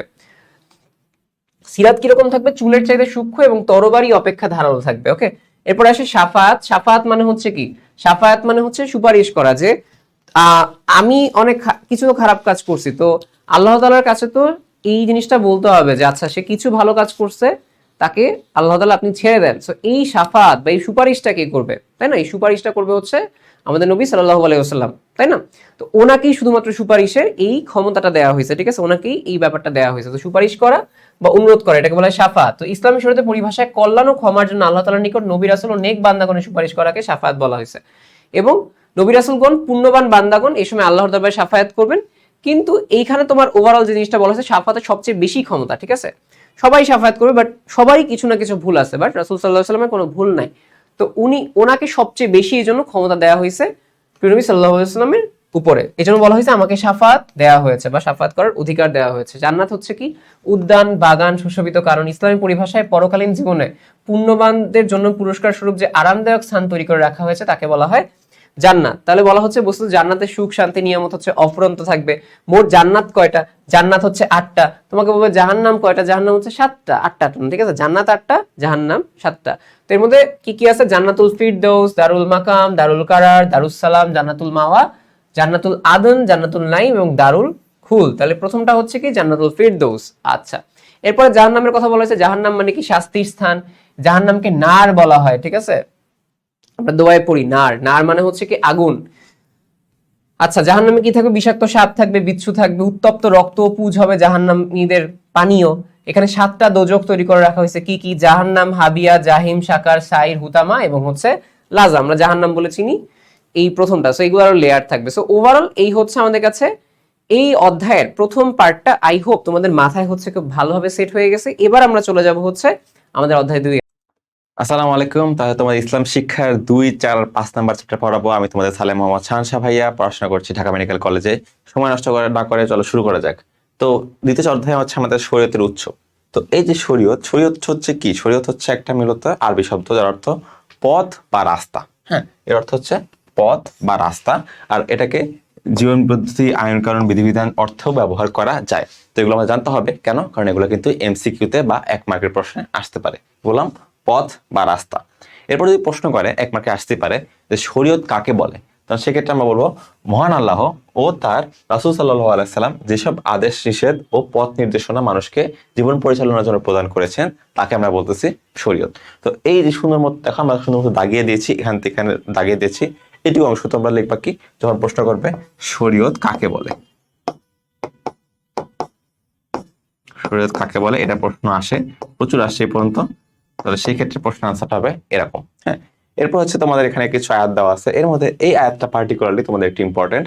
এটা হচ্ছে তোমাদের বিদায় হজের পর মহানবী সাল্লাল্লাহু আলাইহি ওয়াসাল্লামের উপর নাজিল হয়েছিল। সেটা হচ্ছে আজ, মানে আল্লাহ বলেছেন, আজ আমি তোমাদের জন্য তোমাদের দিনকে পূর্ণাঙ্গ করলাম, তোমাদের উপর আমার নিয়ামত পরিপূর্ণ করলাম এবং তোমাদের জন্য ইসলামকে দিন হিসেবে মনোনীত করলাম। সূরা আল মাইদা আয়াত নম্বর 3। এই আয়াতটা ভেরি ভেরি ইম্পর্টেন্ট। এই আয়াতটা তুমি এখানে ইউজ করতে পারবা, তুমি এই ইসলাম সম্পর্কিত যে কোনো জায়গায় ইউজ করতে পারবা। লাস্টে তোমাদের 5 নম্বর অধ্যায় যেখানে হচ্ছে বিদায় হজের টাইপটা পার্টটা আছে, সেখান থেকে সৃজনশীল প্রশ্ন আছে, সেখানেও তুমি ইউজ করতে পারবা। তো দয়া করে একটু কষ্ট করে এই আয়াতটা একটু মুখস্থ করে ফেলবা। হ্যাঁ, আজ আমি তোমাদের জন্য তোমাদের দিনকে পূর্ণাঙ্গ করলাম, তোমাদের উপর আমার নিয়ামত পরিপূর্ণ করলাম এবং তোমাদের জন্য দিন ইসলাম দিনকে মনোনীত করলাম। এটা তোমরা কি করবা, সুন্দর মতো আলাদা করে একটা প্যারা হিসেবে লিখবা। কি রং দিয়ে লিখবা ভাই? নীলকালিতে লিখবা, অবশ্যই নীলকালিতে লিখবা, তাহলে টিচার এটা চোখে পড়বে, হাইলাইট হবে, তুমি ইনশাল্লাহ বেশি মার্কস পাবা। ওকে, এরপর আমরা বুঝতে পারলাম যে এই যে আমাদের শরীয়তকে হচ্ছে মেনলি মানে ইসলামের যে বিষয়বস্তু আছে, বিষয়বস্তুকে 3টা ভাগে ভাগ করা হয়েছে। একটা হচ্ছে আকীদা বা বিশ্বাস, একটা হচ্ছে নৈতিকতা বা চরিত্র, আর একটা হচ্ছে বাস্তব কাজকর্ম। তাহলে তোমার কাছে বিশ্বাস করতে হবে, তোমার সেই অনুযায়ী নৈতিকতা একটা চরিত্র গঠন করতে হবে, তোমার আখলাক ঠিক রাখতে হবে। এরপর লাস্টলি তোমার হচ্ছে সেই বাস্তব তোমার যে একটা বিশ্বাস বা নৈতিকতা, সে তার উপর ডিপেন্ড করে তোমার একটা কাজ করে দেখাইতে হবে। ঠিক আছে, এটা হচ্ছে তোমার বাস্তব কাজকর্ম, নিয়মকর্ম। তাহলে এটার গুরুত্ব হচ্ছে তোমরা মোটামুটি রিডিং পড়তে পারো, খুব বেশি ইম্পর্টেন্ট না। এবার হচ্ছে উৎস সমূহ। হ্যাঁ, আমাদের এই যে শরীয়তে উৎস হচ্ছে 4টা, প্রধান উৎস 2টা। খেয়াল রাখো, প্রশ্ন কিন্তু 2ভাবে আসতে পারে। ওই প্রশ্নের প্রধান উৎস কয়টা? প্রধান উৎস হচ্ছে 2টা। আর যদি বলে শুধু উৎস কয়টা? শুধু উৎস কিন্তু 4টা। এটা একটু খেয়াল রাখো, প্রশ্নে কি চাইছে, প্রধান উৎস চাইছে না শুধু উৎস চাইছে। ওকে, প্রধান উৎস দুটো কি? এটা হচ্ছে আল কুরআন আর আল হাদিস বা সুন্নাহ। আর যেটা আমাদের 4টা উৎস নরমাল, সেটা হচ্ছে আল কুরআন, সুন্নাহ, ইজমা আর কিয়াস। আল কোরআন আর সুন্নাহ তো অনেক আগের থেকে, আল কোরআন হচ্ছে আল্লাহ তাআলার পক্ষ থেকে নাজিল হয়েছে, সুন্নাহ হচ্ছে মহানবী সাল্লাল্লাহু আলাইহি ওয়াসাল্লাম বলেছেন, করেছেন, বা তিনি মৌনসম্মতি দিয়েছেন, তার উপর ডিপেন্ড করে। আর ইজমা কিয়াস হচ্ছে আলেম ওলামারা বা হচ্ছে গিয়ে সাহাবীদের পক্ষ থেকে পরবর্তী জেনারেশনে এসেছে। ঠিক আছে, আচ্ছা। তো এরপরে হচ্ছে আমাদের প্রথম উৎস আল কোরআন আর আল হাদিস। এটা হচ্ছে তোমাদের শর্ট সিলেবাসের মধ্যে নেই, আমরা ডিরেক্ট চলে যাব হচ্ছে কোথায়, দেখো এগুলো তোমাদের শর্ট সিলেবাসের মধ্যে নেই, আমরা হচ্ছে রাখি নাই। এরপর তোমাদের মাক্কিয়া মাদানী সূরার এই অংশটুকু তোমাদের নাই। এখান থেকে তোমরা সুযোগ যাওয়া আছে তিলওয়াতের গুরুত্ব আর মাহাত্ম্য। তিলওয়াত মানে কি? তিলওয়াত মানে হচ্ছে কোরআন পড়া। আল কোরআনকে হচ্ছে যে দেখে দেখে পড়া, সেটাই হচ্ছে আল কোরআনকে পাঠ করা, এটাকে হচ্ছে ইসলামী পরিভাষা বলে কোরআন তিলওয়াত। এই যে বলা হয় এইখান থেকে যে দাগানো পাঠটা, এই দাগানো পাঠটা হচ্ছে তোমার, যদি বলা হয় তিলওয়াত কাকে বলে, সেক্ষেত্রে যদি বলে তিলওয়াত অর্থ কি, তাহলে লিখবা কি? অর্থ পাঠ করা, আবৃত্তি করা, পড়া বা অনুসরণ করা। কি বললাম? পাঠ করা, আবৃত্তি করা, পড়া বা অনুসরণ করা, এগুলো হচ্ছে তিলওয়াতের অর্থ। আর তিলওয়াত কাকে বলে? বলে হচ্ছে আল কোরআন পাঠ করাকেই তিলওয়াত বলা হয় মূলত। আচ্ছা, এরপর হচ্ছে আরেকটা বলছে আল কোরআন দেখে পড়াকে কি বলে? নাজিরা তিলওয়াত বলা হয়। খেয়াল রেখো, প্রশ্ন করেন তিলওয়াত কাকে বলে? তিলওয়াত হচ্ছে আল কোরআন পড়াকে হচ্ছে তিলওয়াত বলা হয়। যদি দেখে দেখে পড়ো সেটা হচ্ছে নাজিরা তিলওয়াত। খেয়াল রাখো, নাজিরা ওয়ার্ডটা হচ্ছে এখানে ইম্পর্টেন্ট, এটা পরীক্ষা কিন্তু একবার আসছিল। নাজিরা তিলওয়াত বলা হবে যদি দেখে দেখে পড়া হয়, আর যদি মনে করো তুমি দেখে পড়তে পারো, না দেখে পড়তে পারো, ওভারঅল হচ্ছে বলা হয় তিলওয়াত। ঠিক আছে, আচ্ছা। তো এখানে হচ্ছে কিছু সূরা আছে, বাট এগুলো হচ্ছে তোমার খুব বেশি কমন না, সব জায়গায় ইউজ করতে পারবা না। আমরা সেগুলো হচ্ছে এমন তোমাদের আয়াতগুলো দাগিয়ে দিয়েছি বা হাদিসগুলো দাগিয়ে দিয়েছি, যেগুলো তুমি মোটামুটি অ্যাটলিস্ট মোর দেন ওয়ান জায়গায় তুমি ইউজ করতে পারবা তোমাদের সুবিধার্থে। তাহলে তুমি একটা আয়াত মুখস্থ করে তুমি যদি 3 থেকে 4টা জায়গায় ইউজ করতে পারো, তাহলে কিন্তু তোমার আলটিমেটলি এই দিক দিয়ে হচ্ছে তোমার একটা পজিটিভ সাইড হয়ে যাচ্ছে। ঠিক আছে, আচ্ছা। বলছে শুদ্ধ সুন্দররূপে কোরআন তেলাওয়াত করার নিয়মকে বলে তাজবিদ। সেগুলো খেয়াল রাখবা। আচ্ছা, কোনটা কি? শুধু তেলাওয়াত কি, নাজিরা তেলাওয়াত কি, তাজবিদ কাকে বলা হয়, এগুলো একটু খেয়াল রাখবে। এগুলো কিন্তু পরীক্ষায় 1 মার্কের জন্য আসে। এটা সূরা দেখো, আর আপনি কোরআন আবৃত্তি করুন ধীরে ধীরে ও সুস্পষ্টভাবে।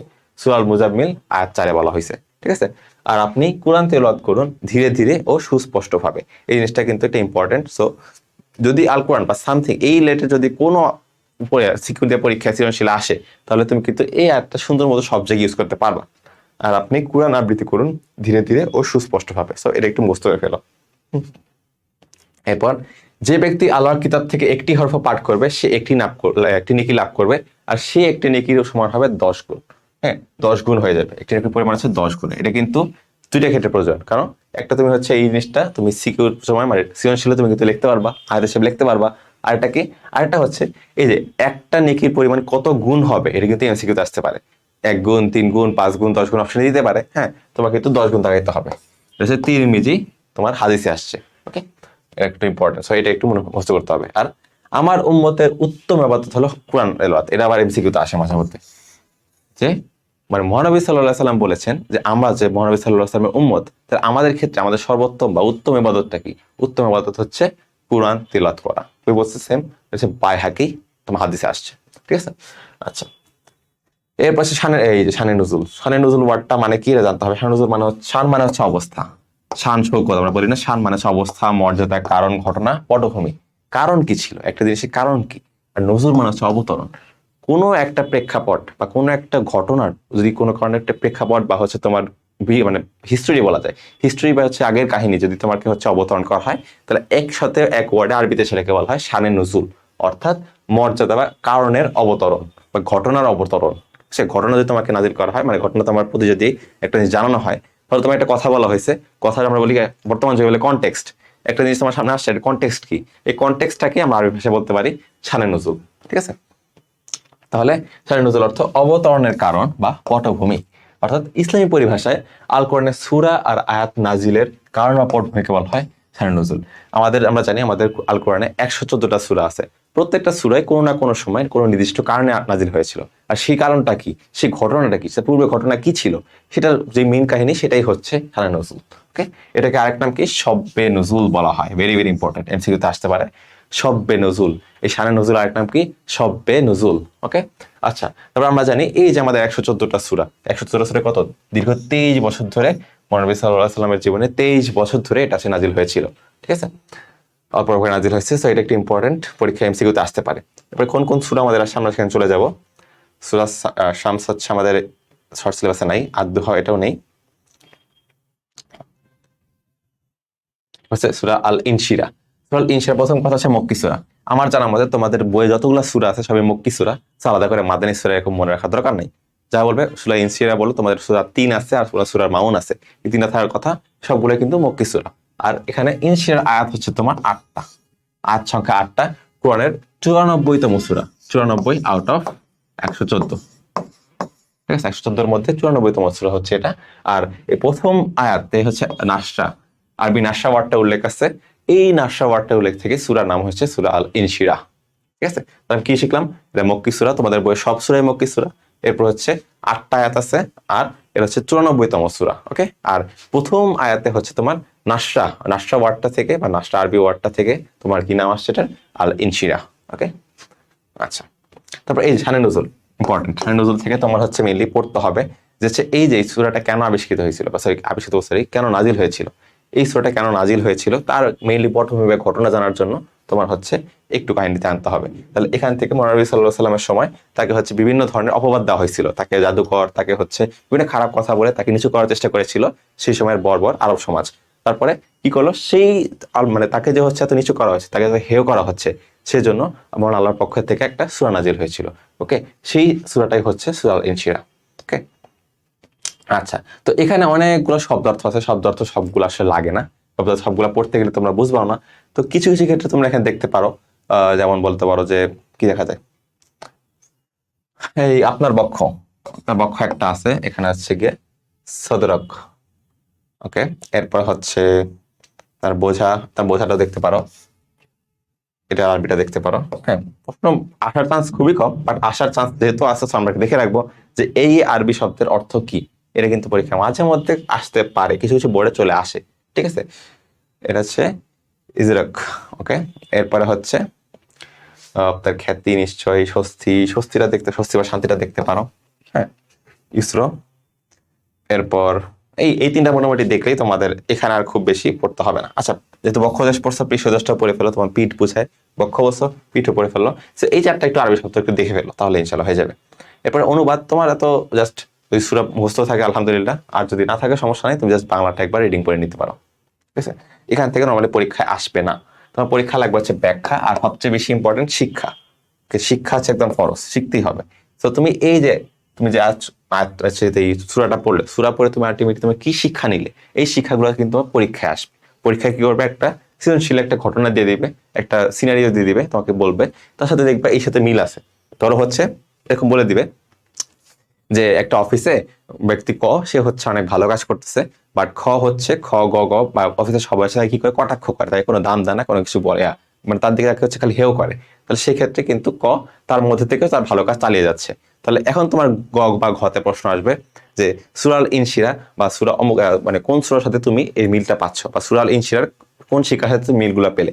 তো সেই জন্য তোমার এই শিক্ষাগুলো জানতে হবে, বা সেক্ষেত্রে তোমার ডিরেক্ট শিক্ষাটা জানতে চাবে যে শিক্ষাগুলো কি পেলে। তাহলে এই যে শিক্ষাগুলো তোমার এখানে আছে 1 2 3 4 5 6টা আছে, 6টা হচ্ছে তোমাকে সুন্দর মতো পরীক্ষায় লিখে আসতে হবে। ঠিক আছে, দেখবা দেখো ফার্স্টে বলছে সত্য আর ন্যায়ের জন্য চেষ্টা করে যেতে হবে। সত্য ন্যায়ের জন্য অলওয়েজ এক পক্ষে থাকতে হবে, কোনো দ্বিপক্ষে যাওয়া যাবে না, এটা একটা কথা। এরপর হচ্ছে মনে আল্লাহ তাআলাই পারেন সকল কষ্ট যাতনা দূর করতে, এটা আমাদের জানতে হবে। এরপর হচ্ছে মানুষের মান সম্মান খ্যাতি মর্যাদা সবকিছুই আল্লাহ তাআলার হাতে, এটা একটা জানলাম। ওকে, এরপর হচ্ছে মানব জীবনে সুখ দুঃখ থাকবেই, তাই যে হঠাৎ হওয়া চলবে না। তোমরা অনেকে আজকাল হচ্ছে কি করে, একটু হলে ডিপ্রেশনে চলে যাও, এই ডিপ্রেশনে যাওয়া যাবে না, এটা হচ্ছে একটা কথা। ধৈর্য সহকারে মোকাবিলা করতে হবে। এরপর হচ্ছে মানুষের প্রতিটি মুহূর্তে, জীবনের প্রতিটি মুহূর্ত অত্যন্ত মূল্যবান, মানে জীবনের প্রত্যেকটা সময়, এই যে সময় একটা সেকেন্ড পার হয়ে যাচ্ছে, প্রত্যেকটা সময় কিন্তু মূল্যবান, এটা মনে রাখতে হবে। আর পার্থিব জীবনের কাজ সমাধানের পর আল্লাহ তাআলার ইবাদত করতে হবে, স্মরণ করতে হবে। তো এই কয়েকটা টার্ম হচ্ছে তুমি যদি মোটামুটি লিখতে পারো, হ্যাঁ, জাস্ট সংক্ষেপে বুঝাই লিখতে পারলেই এনাফ, আর কিছু লাগবে না। পয়েন্ট করে সুন্দর করে এইভাবে লেখো, লিখলে তোমার হচ্ছে ভালো একটা মার্কস আসবে। পয়েন্ট করে লিখতে পারলে সবচেয়ে ভালো। তুমি যদি 1 2 3 এভাবে লিখে ইনকারিতে মার্ক করে লেখো, তাহলে কিন্তু ভালো একটা মার্কস আসবে ইনশাআল্লাহ। ওকে, আচ্ছা। এরপরে সূরা 3, সূরা 3 হচ্ছে তোমার, ওইটা ছিল 94তম সূরা, এটা হচ্ছে 95তম সূরা। খেয়াল রাখবা, দুইটাই বলছিলাম সবগুলো তোমাদের মক্কি সূরা বা মক্কায় অবতীর্ণ সূরা। আর হচ্ছে এটাতেও আয়াত সংখ্যা 8, সুবিধা হয়ে গেল তোমার। ওটাতেও 8, ইনশিরাতেও 8, সূরা 3-এও 8। ওটা 94তম, এটা 95তম। ওকে, এগুলো কিন্তু এমসিকিউতে আসে। আর প্রথম শব্দ 3 থেকে, ওটা ছিল নাসরা থেকে, আর ইনশিরা আসছে, এটা 3 থেকে সূরা 3 হয়েছে। ঠিক আছে, আর ওখান থেকে তুমি জানতে পারো যে সূরা নাসরা, নাসরা ওয়ার্ডটার মানে কি, এটা দেখে রাখতে পারো আগের সূরায়। ঠিক আছে, এরপরে তোমার মনে এখন এখানে হচ্ছে সূরা 3, এই 3 ওয়ার্ডটার মানে কি? 3 হচ্ছে আঞ্জির বা ডুমুর জাতীয় ফল। হ্যাঁ, পরে একটা জয়তুন, জয়তুন মানে হচ্ছে গিয়ে তোমার জলপাই জাতীয় ফল, এই দুটো একটু জানতে হবে। এরপর হচ্ছে তোমার তুর, সিনের প্রান্তর, এগুলো হচ্ছে মোটামুটি, আর কোনটা কি জানতে হবে? এগুলো পড়লে, এই দুটা পড়লে মোটামুটি এনাফ। সূরা 3 আর সূরা 3 এ বলতে আত-তিন আর আজ-জাইতুনি, এই আত-তিন আর আজ-জাইতুন, এই দুটার অর্থ একটু জেনে রাখবা। আর ওই সূরার ক্ষেত্রে, আগে সূরার ক্ষেত্রে তুমি নাসরা ওয়ার্ডটার মানে একটু জেনে রাখবা। ঠিক আছে, এরপর সেম হচ্ছে গিয়ে যদি মুখস্থ থাকে তো আলহামদুলিল্লাহ, না হলে সমস্যা নাই। তোমরা সুন্দর মতো এই যে বাংলা ওয়ার্ড, মানে বাংলা যে ইয়াগুলো আছে, অর্থগুলো আছে, অর্থগুলো একবার করে রিডিং করে ফেলবা। পরে ব্যাখ্যায় চলে আসবা। ব্যাখ্যায় বলা হয়েছে সূরা 3 এর প্রথম 3 আয়াতে আল্লাহ তাআলা 4টা বস্তু শপথ নিয়েছেন। কয়টা বস্তু? 4টা বস্তু শপথ নিয়েছেন আল্লাহ তাআলা। কি বলছে? প্রথম দুইটা কি? প্রথম দুইটা হচ্ছে আঞ্জির বা ডুমুর জাতীয় ফলের, একটা হচ্ছে জাইতুন বা জলপাই জাতীয় ফলের। এরপর তৃতীয় আয়াতে কি বলছে? তৃতীয় আয়াতে বলছে যে হচ্ছে নিরাপদ নগরীর শপথ, মানে নিরাপদ নগরী বলতে বোঝানো হয়েছে মক্কা শরীফ, হারাম শরীফকে, মক্কা নগরীকে, এই মক্কা নগরীর কথা বলছে। হ্যাঁ, এখানে হচ্ছে এই তৃতীয় শপথ হচ্ছে তিনি নিয়েছেন। তো এরকম করে তুমি পরীক্ষা প্রশ্ন পেয়ে কয়টা বস্তু শপথ নিয়েছেন? মহান আল্লাহ তাআলা সূরা 3-এ 4টা বস্তু শপথ নিয়েছেন। ঠিক আছে, প্রথমটা কি? আঞ্জির বা ডুমুর ফল। দ্বিতীয়টা কি আছে? জয়তুন বা জলপাই জাতীয় ফল। আর তৃতীয়টা কি? তৃতীয়টা হচ্ছে নিরাপদ নগরীর শপথ। ঠিক আছে, এখানে বলা হয়েছে এটা। এরপর হচ্ছে আরেকটা কি? সূরা তুর পর্বতের, আরেকটা হচ্ছে লাস্ট, যেটা 3 নাম্বারটা ছিল তুর পর্বতের, আর 4 নাম্বারটা হচ্ছে নিরাপদ নগরী। সো দ্বিতীয় হাতে এটা, তৃতীয় হাতে এটা। তোমার আলটিমেটলি এই যে 4টা জিনিসের শপথ আল্লাহ তাআলা এখানে নিয়েছেন। এর পরীক্ষা এমসিকিউ আসতে পারে। এবার শিক্ষা বলছিলাম সেম ভাবে, ভেরি ভেরি ইম্পর্টেন্ট। তো এখানে সুন্দর, তোমার সুন্দর এখানে 4টা আছে, 1 2 3 4। এটা কি বলছে? যে মানুষ হচ্ছে সৃষ্টি জগতের শ্রেষ্ঠ আর সুন্দরতম সৃষ্টি, এজন্য মানুষকে কি বলা হয়? আশরাফুল মাখলুকাত বলা হয়। ওকে, এরপর হচ্ছে মানুষের সম্মান মর্যাদা সৎকর্মের উপর নির্ভরশীল। প্রত্যেকটা কাজ নিয়তের উপর নির্ভরশীল, আমরা পড়বো। আর এখানে হচ্ছে প্রত্যেকটা সম্মান আর মর্যাদা তোমার হচ্ছে কর্মের উপর নির্ভরশীল হবে। এরপরে যদি মানুষ হচ্ছে অসৎ কর্ম করে, তাহলে মানুষের থেকে কি বলে? পশুত্বের স্তরে নেমে যায়, এটা একটা জিনিস। এরপরে সৎকর্মশীলগণ পরকালে অশেষ অফুরন্ত পুরস্কার লাভ করবেন, এটা একটা। আল্লাহ তাআলা সর্বোচ্চ বিচারক বা সর্বশ্রেষ্ঠ বিচারক। ওকে, তিনি হচ্ছে সবকিছু হিসাব দিবেন, এটা আমরা বিশ্বাস করি। তো এই হচ্ছে আমাদের শিক্ষা, কিসের থেকে? সূরা 3 থেকে। এগুলো কিন্তু পরীক্ষা আসতে পারে। তোমরা চলে যাবো সূরা আল মাউন, এটা হচ্ছে 107তম সূরা। এটা হচ্ছে আমাদের একদম 30 পারার শেষের দিকে যে সূরাগুলো আছে না, তার মধ্যে একটা। তো এটা হচ্ছে 7টা আয়াত আছে এখানে, কিন্তু বাকি দুটাতে 8টা ছিল, এখানে 7টা। খেয়াল রাখো, এটা এক্সেপশনে মনে রাখবা। ওই দুটা 8টা, এটা 7টা। আর বলছিলাম অ্যাজ ইউজুয়াল এটা মাক্কি সূরা, 3টাই মাক্কি সূরা কিন্তু। ঠিক আছে, আচ্ছা। আর এর শব্দটা কি? শেষ ওয়ার্ড মাউন থেকে আসছে, একদম শেষ ওয়ার্ড মাউন সূরার একদম শেষের ওয়ার্ডটা হচ্ছে মাউন, সেখান থেকে আসছে। তাহলে এখানে তোমরা হচ্ছে দেখো মিসকিন ওয়ার্ডটা দেখতে পারো, মিসকিন মানে মিসকিন। এরপর হচ্ছে কি দেখতে পারো? ইয়াতিম মানে ইয়াতিম বা অনাথ। আর লাস্টে হচ্ছে মাউন মানে কি? গৃহস্থালির প্রয়োজনীয় ছোটখাটো বস্তু বা নিত্য ব্যবহারযোগ্য বস্তু। এই ওয়ার্ডগুলোর একটু অর্থ আমাদের জানতে হবে, বিশেষ করে যেই ওয়ার্ড দিয়ে আমাদের সূরাটার নাম আসছে সেই ওয়ার্ডের অর্থ অবশ্যই আমাদের জানতে হবে। ঠিক আছে, ওকে। এবারে সেম বললাম, যেগুলো হচ্ছে অর্থগুলো একবার রিডিং করে নিবা, ব্যাখ্যাগুলো রিডিং করবা। ব্যাখ্যা থেকে পরীক্ষা খুব বেশি প্রশ্ন আসে না, এমসিকিউর মতো আসতে পারে, এগুলো রিডিং করবে, এমসিকিউর জন্য আসতে পারে। বাট মেইনলি হচ্ছে তোমার সিকিউতে আসবে হচ্ছে শিক্ষা থেকে, শিক্ষা তোমার সিকিউতে আসবে, এগুলো হচ্ছে সিকিউতে আসে। তো এখানে কি করবা, এখানে 5টা আছে। বিচার দিবসকে অস্বীকার করা খুবই জঘন্য কাজ, এটা হচ্ছে কাফির মুনাফিকদের কাজ। মানে বিচার দিবস, আমরা যে একদিন মারা যাব, একদিন হচ্ছে পরে কিয়ামত হবে, কিয়ামতের পর আমাদের হাসির ময়দানে দাঁড়াইতে হবে, এটা হচ্ছে আমাদের বিশ্বাস করতে হবে। হ্যাঁ, এটা আমাদের 7টা বিশ্বাসের একটা অংশ। এরপরে ইয়াতিম, ইয়াতিম আর দুস্থদের তাড়িয়ে দেওয়া হচ্ছে নয়, যথাসম্ভব সাহায্য সহযোগিতা করতে হবে, এটা 2 নম্বর। 3 নম্বর হচ্ছে ইয়াতিম নিঃস্বদের সাহায্যের জন্য পরিবার পরিজন আত্মীয় স্বজন বন্ধু বান্ধব পাড়া প্রতিবেশী সকলকে উৎসাহ দিতে হবে, মানে নিজে সাহায্য করবো আরেকজনকে উৎসাহ দিব, আমার আশেপাশে যারা মানুষ আছে সবাইকে উৎসাহ দিতে হবে। এরপর কোনো ক্রমেই সালাত অবহেলা করা চলবে না, মানে আল্লাহ তাআলা বলেছেন যে তোমার যেমনে পারো সালাত আদায় করতে হবে। তুমি যদি বসে দাঁড়ায় থাকতে না পারো, বসে নামাজ পড়ো, বসে নামাজ না পড়লে শুয়ে নামাজ পড়ো, বাট তোমাকে নামাজ ছাড়া যাবে না। ওকে, নামাজকে হ্যাঁ বলুন, কাজকে না বলেন, এমন বলা হয়েছে। নামাজকে বলো না, কাজকে বলো না নামাজ আছে, নামাজকে বলো কাজ আছে। ঠিক আছে, এরকম উল্টা বললাম আমি। আচ্ছা, নামাজকে বলো না আমার কাজ আছে, কাজকে বলো আমার নামাজ আছে, এটা বলতে হবে। সরি, একটু ভুলে গেছে, সমস্যা নেই। সালাতে উদাসীন ব্যক্তিদের জন্য রয়েছে মহৎ। মানে সালাতে তোমার উদাসীন হওয়া যাবে না, তোমার সময় মতো প্রতিদিন হচ্ছে 5 ওয়াক্তে তোমার নামাজ সালাত আদায় করতে হবে। এটাই হচ্ছে তোমার উদাসীন থাকবে সে, তাদের হচ্ছে মহৎ রয়েছে। তো এই যে তোমার 5টা পয়েন্ট আছে, এই 5টা শিক্ষা আছে, এগুলো কিন্তু তোমার সৃজনশীলের জন্য important, very very important. So এগুলো থেকে তোমাদের পরীক্ষা আসবে, তোমাদের সৃজনশীলে ঘতে আসতে পারে, তোমাদের এমনকি 2 মার্কের যে এখন এসএকিউ আছে সেখানেও কিন্তু চলে আসে, বলে যে তোমাদের অমুক সূরার একটি শিক্ষা বর্ণনা করো, আসতে পারে, কিন্তু খেয়াল রাখো। সো এগুলো একটু ভালো মতো পড়তে হবে। ওকে, এরপর দ্বিতীয় হচ্ছে সুন্নাহ, এটা হচ্ছে তোমাদের শর্ট সিলেবাসের মধ্যে নেই, সো আপাতত আমরা এটা দেখতেছি না। হাদিস, তোমাদের হাদিসের ভিতরে তোমাদের বইয়ে মোটামুটি 10টা হাদিস আছে। তোমাদের প্রথম হাদিসটা হচ্ছে তোমাদের ইনক্লুডেড, সেটা হচ্ছে আমাদের প্রত্যেকটা কাজ আমাদের নিয়তের উপর নির্ভরশীল। ওকে, প্রত্যেকটা কাজ আমাদের নিয়তের উপর নির্ভরশীল। এটা কোথায় বলা হয়েছে? বুখারীতে বলা হয়েছে, সহিহ বুখারী যে হচ্ছে আমাদের হাদিস আছে, বুখারী হাদিসে বলা হয়েছে হচ্ছে প্রত্যেকটা কাজ আমাদের নিয়তের উপর নির্ভরশীল। ওকে, আচ্ছা, এরপরে একটু মুছে দিই, আচ্ছা ওয়ার্ল্ড হয়ে গেছে, সমস্যা নেই। আচ্ছা, থাকুক, সমস্যা নাই। তো হচ্ছে এই যে আমাদের এই হাদিসটা যেটা আসছে, প্রত্যেকটা কাজ আমাদের নিয়তের উপর নির্ভরশীল, এটা সহিহ বুখারীর সর্বপ্রথম হাদিস। So very very important. আমাদের সহিহ বুখারী হচ্ছে one of the most prominent হাদিস শরীফ। তার মধ্যে এই বুখারী শরীফের একদম প্রথম যে হাদিসটা, সেই হচ্ছে এটা। এখানে বলা হয়েছে যে প্রকৃতপক্ষে প্রত্যেকটা কাজ, সকল কাজ আমাদের নিয়তের উপর নির্ভরশীল। ওকে, আমাদের যা চিন্তা করব, সেই চিন্তা করে আমি একটা কাজ করব, সেই নিয়তের উপর ডিপেন্ড করে আমার হচ্ছে সেই সওয়াবটুকু বা হচ্ছে সেই গুনাহটুকু হবে। ঠিক আছে, আচ্ছা। এরপর এখানে আর করে কথা বলা হয়েছে, মেনলি শিক্ষাগুলো আমাদের লাগবে, শিক্ষাগুলো পড়তে হবে। যে কাজের উদ্দেশ্যে বা লক্ষ্যকে নিয়ত বলা হয়। নিয়ত কাকে বলা হয়? কাজের উদ্দেশ্য, যে কাজের উদ্দেশ্য আমি চিন্তা করছি সেটা হচ্ছে আমাদের নিয়ত। নিয়ত শুধু নামাজে করা হয় এমন না, যে কোনো কাজের জন্য তুমি এখন চিন্তা করতেছো যে আমি বসে বসে এখন এই ভিডিওটা দেখবো, এটা হচ্ছে আমার একটা নিয়ত। এরপর আমি চিন্তা করলাম আমি এখন বসে বসে 2 ঘন্টা পড়াশোনা করবো, এটা আমার একটা নিয়ত। ঠিক আছে, তো এগুলো হচ্ছে নিয়ত। আচ্ছা, নিয়তের উপরই হচ্ছে কাজের সফলতা নির্ভর করবে, এটা একটা বলা হয়েছে। আর একটা বলছে আল্লাহ তাআলা মানুষের বাহ্যিক যে আমলের সাথে সাথে অন্তরের অবস্থাও লক্ষ্য করেন, এটা একটা ইম্পর্টেন্ট।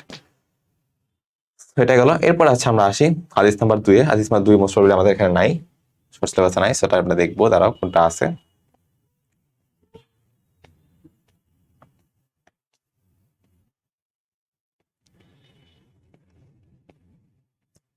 আচ্ছা, হাদিস 8 আছে। হাদিস 8 সম্পর্কে বা ব্যবসায় সত্য সম্পর্কে, তো আমাদের হচ্ছে কিছু শ্রেণীর মানুষ আছে যারা বিনা হিসেবে জান্নাতে যাবে।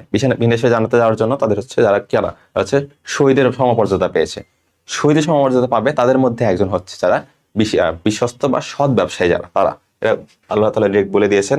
তো বিশ্বস্ত সত্যবাদী মুসলিম ব্যবসায়ী কিয়ামতের দিন শহীদগণের মর্যাদা পাবে। এটা হচ্ছে ইবনু মাজাহ, এটা হচ্ছে এই হাদিসে আছে, ইবনু মাজাহ এসেছে যে বিশ্বস্ত সত্যবাদী মুসলিমগণ কিয়ামতের দিন শহীদগণের মর্যাদা পাবে, অর্থাৎ তারা হচ্ছে ডিরেক্ট জান্নাতি। তো এখান থেকে এই এখান থেকে তোমাদের বইয়ের মধ্যে একটা দেখবা সিকিউ আছে, যেখানে বলা হয়েছে একটা সিনারি দেওয়া হয়েছে যে অমুক মানুষ মানে ক ব্যক্তি বা ব্যক্তি খ তিনি হচ্ছে সৎ ব্যবসা করেন, কোনো হচ্ছে মানে কোনো ভেজাল দেন না বা কোনো ঝামেলা করেন না, টাকা পয়সা নিয়ে কোনো গেঞ্জাম করেন না, কিছু করেন না। তো এরকম একটা সিনারি দিয়ে দিবে, বলবে যে হচ্ছে এটা তোমার বইয়ের হাদিসের সাথে কিভাবে মিল পেয়েছো। তো এইভাবে বলবা কি তোমরা, এই যে আমরা এই হাদিসের সাথে মিল পেয়েছি। তোমার হচ্ছে ব্যবসায় সততা সম্পর্কিত হাদিস, যেখানে বলা হয়েছে বিশ্বস্ত সত্যবাদী মুসলিম ব্যবসায়ী কিয়ামতের দিন শহীদদের সাথে থাকবে। এটা ইবনে মাজায় বলা হয়েছে। তো এটা হচ্ছে আমাদের ইম্পর্টেন্ট। ব্যাখ্যাগুলো তোমরা রিডিং করে ফেলবা, সমস্যা নাই, এতে কিছু লিখে দিবা। শিক্ষাগুলো পড়তে হবে। কি বলবা, ব্যবসা বাণিজ্য হলো হালাল পেশা, সো ইসলামী নীতি আদর্শ অনুসরণ করতেই হবে, এটা বলা হয়েছে। ব্যবসা হচ্ছে সততা আর বিশ্বস্ততার মহৎ গুণ, এটা অনুসরণ করতে হবে। আর সৎ ব্যবসায়ী কিয়ামতের দিন শহীদগণের সাথে সঙ্গী হবেন, এগুলা আমরা দেখে ফেলছি অলরেডি। আচ্ছা, হাদিস 9, এটা হচ্ছে মুসলিম আমাদের নাই। 10 আছে আমাদের। 10 বলা হয়েছে জিকির সম্পর্কিত হাদিস, অর্থাৎ আমরা পাই হচ্ছে বিভিন্ন কথার মাধ্যমে জিকির করি। একটা জিকির অনেক প্রচলিত, সেটা হচ্ছে সুবহানাল্লাহি ওয়া বিহামদিহি সুবহানাল্লাহিল আযীম, অর্থাৎ সুবহানাল্লাহি ওয়া বিহামদিহি সুবহানাল্লাহিল আযীম। একটু মুছে ঠিক করে দিই। সুবহানাল্লাহি ওয়া বিহামদিহি সুবহানাল্লাহিল আযীম অর্থ কি, আল্লাহ মহাপবিত্র, সকল প্রশংসা তার জন্যই, মহাপবিত্র আল্লাহ, তিনি মহামহিম। এটাও সেম সূরা বুখারীর মধ্যেই, এটা হচ্ছে সহিহ বুখারীতে চলে এসেছে। তো এই যে সুবহানাল্লাহি ওয়া বিহামদিহি সুবহানাল্লাহিল আযীম, তো এই যে এই হাদিসটা হচ্ছে তোমার কি জিকির সম্পর্কে আমরা ইউজ করে থাকি, সেখানে ব্যাখ্যাগুলো হচ্ছে আমরা পড়ে ফেলবো। প্রথম বাক্য কি, সুবহানাল্লাহি ওয়া বিহামদিহি, দ্বিতীয় বাক্য সুবহানাল্লাহিল আযীম। তোমরা এগুলো রিডিং করে নিবা, সমস্যা নাই। শিক্ষাগুলো একটু দেখে ফেলবা। শিক্ষা কি বলছে, আল্লাহ তাআলা মহাপবিত্র, মহামহিম, তার পবিত্রতা ও মহিমা ঘোষণা করলে তিনি খুশি হন, প্রথম কথা। এরপর আছে সুবহানাল্লাহি ওয়া বিহামদিহি আর সুবহানাল্লাহিল আযীম, সে আল্লাহ তাআলার সবচেয়ে প্রিয় দুইটা বাক্য। প্রশ্ন আসতেই পারে, আল্লাহ তাআলার সবচেয়ে প্রিয় দুইটা বাক্য কি, সুবহানাল্লাহি ওয়া বিহামদিহি সুবহানাল্লাহিল আযীম। এইটুকু তোমরা লিখতে পারবা, খুব কঠিন তো কিছু না। সুবহানাল্লাহি ওয়া বিহামদিহি সুবহানাল্লাহিল আযীম খুব কঠিন কিছু না, তোমরা সুন্দর মতো একটু লিখে একটু প্র্যাকটিস করে যাবা। বাংলায় হোক, বাংলায় লেখো, সমস্যা নেই। আরবি লিখতে না পারলেও সমস্যা নেই, বাংলা লিখতে পারলেই হবে। আমরা সর্বদা এই বাক্যদের জিকির করব, আমরা জিকির করবো এগুলা। আর হাসরের দিন মিজানে এই বাক্যটা খুবই ভারী হবে, ফলের পাটখালি সফলতা লাভ করবে। হ্যাঁ, বলা হয় যে এই জিকির করার মাধ্যমে তুমি হচ্ছে প্রায় 1,24,000 নেকি পাওয়া যায়। তো এইভাবে তোমরা সুবহানাল্লাহি ওয়া বিহামদিহি সুবহানাল্লাহিল আযীম এই জিকির করবে, যেটা হচ্ছে মহান আল্লাহ তাআলার হচ্ছে প্রিয় দুইটা বাক্য। ঠিক আছে, এটা আমরা জেনে ফেললাম। এবার আমরা চলে আসি শরীয়তের তৃতীয় হচ্ছে আল ইজমা। তৃতীয় হচ্ছে ইজমা। এর অর্থ কি, এর অর্থ হচ্ছে একমত হওয়া, একমত হওয়া, ঐক্যবদ্ধ হওয়া, মতৈক্য প্রতিষ্ঠা করা, মানে মতের ঐক্য প্রতিষ্ঠা করা। মানে কি, আলটিমেটলি সবকিছু আবার যদি একটা মত হয়, ও বলছে ভাই আমি এক নিব, সে বলছে আমি এক ঠিক আছে, আমি বলতেছি ভাই ওকে একই ঠিক আছে, সবার যেহেতু সেম একটা মতে আসলে আসছে, সবাই একমত হয়েছি, এই জিনিসটাকে বলা হয় ইজমা। ওকে, আর যদি বলা হয় ইজমা কাকে বলে, তাহলে কি বলবা, ইসলামী পরিভাষায় শরীয়তের কোনো বিষয়ে একই যুগের মুসলিম উম্মতের পূর্ণবান মুস্তাহিদগণের অর্থাৎ গবেষকদের ঐক্যমত পোষণ করাকে ইজমা বলা হয়। ধরো বর্তমান যুগে, হ্যাঁ সব যুগের তো সেম না, সব যুগের হচ্ছে বিভিন্ন ক্ষেত্রে হচ্ছে ইসলামের বিধান অনেক ক্ষেত্রে কিছু ক্ষেত্রে একটু হলেও পরিবর্তন হতে পারে। হ্যাঁ, তো সেক্ষেত্রে সেই যুগে বর্তমান যুগের যারা আছে ইসলামের গবেষকগণ আছে, মুস্তাহিদগণ আছেন, তারা হচ্ছে এই যুগের সাপেক্ষে, এই যুগের পরিপ্রেক্ষিতে তারা হচ্ছে ওই একটা বিষয়, একটা স্পেসিফিক ইসলামিক ইস্যু বা কোনো একটা ইস্যুতে তারা হচ্ছে একটা বসে বসে একটা বিভিন্ন মত দিবেন, মত দিয়ে তারা আলটিমেটলি যেই মতে তারা একমত হতে পারবেন, সেটাই হচ্ছে ইজমা। ইজমা কারা দিবেন, ইজমাতে প্রথম হচ্ছে যারা মুস্তাহিদগণ, অর্থাৎ যারা হচ্ছে ইসলামী গবেষক। ইজমার উৎপত্তি নিয়ে বলা হয়েছে কিছুতে, বলছে আর তাদের কাজকর্ম সম্পাদিত হয় পারস্পরিক পরামর্শের ভিত্তিতে, মানে সবাই পরামর্শ দিবে, আলটিমেটলি একটা মত প্রতিষ্ঠিত হবে। তো এটা মত ঐক্যের মাথায় প্রতিষ্ঠিত হবে, সেটাই হচ্ছে তোমার ইজমা। এটা কই বলছে, সূরা আশ-শূরা আয়াত 38। আচ্ছা, এখানে বৈধতা আছে, যা মুসলমানগণ যা ভালো বলে বলে মনে করে তা আল্লাহর নিকট ভালো। মানে আল্লাহ আমাদের সৃষ্টি করেছেন, আল্লাহ চান আমরা ভালো কিছু করি, আল্লাহ চান হচ্ছে আমরা ভালো আল্লাহর ইবাদত করি। তো আল্লাহ আমরা যেভাবে আছে আল্লাহকে খুশি করতে পারবো, সেটাই হচ্ছে আলটিমেটলি আমাদের সফলতা। তো এই জন্য মুসলমানগণ যা ভালো বলে করে মনে করেন, আল্লাহ তাআলার নিকটতা ভালো। এটা কোথায় লেখা আছে, তাবারানীতে। আচ্ছা, এরপর হচ্ছে আল কিয়াস। সো ইজমার কিয়াসের এখানে পার্থক্যটা কি? হ্যাঁ, ইজমার কিয়াস হচ্ছে অনুমান করা, তুলনা করা বা পরিমাপ করা। অর্থাৎ ইসলামী পরিভাষায় কোরআন আর সুন্নাহর আইন বা নীতি সাদৃশ্য ভিত্তিতে বিচার বুদ্ধি প্রয়োগ করে পরবর্তীতে সমাধান দেওয়াকে বলে কিয়াস। এখন তোমার বলো, যেটা হচ্ছে কোরআন সুন্নাহ ইজমা, এমন কিছু সমস্যা থাকতে পারে। মনে করো ইজমা হচ্ছে তোমার ওভারঅল অনেক পুরা পৃথিবী যত হচ্ছে ইসলামিক গবেষণা সবাই হচ্ছে বসে একটা মত দিয়েছেন। তো হয়তো হতে পারে তোমার বাসার মধ্যে 10 জন মানুষ আছে, 10 জন মানুষের মধ্যে একটা ইস্যু আছে, ইসলামী ইস্যু আসছে, হ্যাঁ। তো সেই 10 জনের মধ্যে তোমাদের সবার হচ্ছে গিয়ে তোমরা কোরআন, হাদিস, সুন্নাহ বা বর্তমান যুগের ইজমা সবকিছু তোমরা ট্রাই করেছো, কিন্তু কোনোটাতে তোমরা একটা ঐক্যে পৌঁছাতে পারছো না। তো সেই ক্ষেত্রে তোমরা তোমাদের ইসলামিক নলেজ দিয়ে, ওই 10 জনের মানুষজন ইসলামিক নলেজ দিয়ে যেই ইস্যুতে যে ঐক্যে বা মতে পৌঁছাতে পারবে, সেই ক্ষেত্রে কিয়াস বলা হয়। ওকে, আচ্ছা, মানে ওই সমস্যা, ওই যে ইস্যু বা সমস্যার সমাধান দিতে পারবে, সেটা হচ্ছে কিয়াস। এখানে কিয়াসের গুরুত্ব বলা হয়েছে, মাঝে মধ্যে কিয়াসের গুরুত্ব কিন্তু সিকিউতে চলে আসে, সিকিউর জন্য ইম্পর্টেন্ট, সিকিউর জন্য এটা পড়তে হবে। ওকে, ওটা পড়বা কি কি ইম্পর্টেন্স এখানে আছে। কিয়াস হচ্ছে শরীয়তের সর্বনিম্ন স্তর। সর্বোচ্চ স্তর কি? সর্বোচ্চ স্তর হচ্ছে আল কুরআন, আর সর্বনিম্ন স্তর হচ্ছে কিয়াস। ওকে, এটা জানতে হবে সর্বনিম্ন স্তর, এটা সিকিউর জন্য দরকার। তারপর হচ্ছে এখানে বলেছে যে হচ্ছে প্রশ্ন আসছিল, নীতিমালা আছে কিছু। সাল্লাল্লাহু আলাইহি সাল্লাম ইন্তিকালের পর খোলাফা রাশিদিনের যুগে কিয়াসের মাধ্যমে সমস্যা সমাধান করা হয়েছে। তোমরা কি খেয়াল রেখো কোন কোন ক্ষেত্রে হচ্ছে কিয়াস করা ব্যাপারে হচ্ছে গিয়ে দিয়েছেন, যেগুলো হচ্ছে কেউ কিয়াস করা যাবে, সেটা হচ্ছে যেসব বিষয়ের সমাধান কোরআন, হাদিস আর ইজমায় পাওয়া যায় না, পাওয়া যায় সেটা করা যাবে না, যেটা পাওয়া যায় না সেটা করতে পারবা। ওকে, এরপর হচ্ছে কিয়াস কখনোই কোরআন, সুন্নাহ বা ইজমার বিরোধী হবে না। মানে তুমি এমন একটা রায় দিলা যেটা হচ্ছে তোমার কোরআন, সুন্নাহ বা ইজমা যে কোনো একটা বিরোধী হইলো, তাহলে সেক্ষেত্রে সেটা মানা যাবে না। এটা একটা গেল।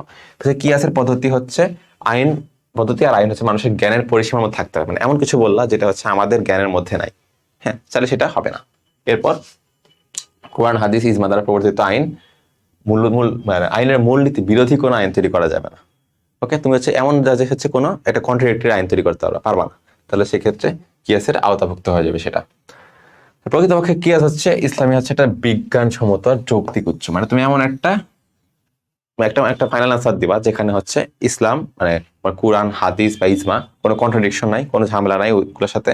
এরপর তুমি এমন কোনো বিরতি দিবা না যেটা হচ্ছে মেইনলি মূলনীতি, ইসলামের যে মূলনীতি তার সাথে সে কন্ট্রাডিক্ট করতেছে, এভাবে বলতে পারবা না। আর যেটা হচ্ছে তুমি বলবা সেটা হচ্ছে সবার জ্ঞানের পরিধির মধ্যে থাকতে হবে। তো এটাই হচ্ছে তোমার কিয়াস, ঠিক আছে।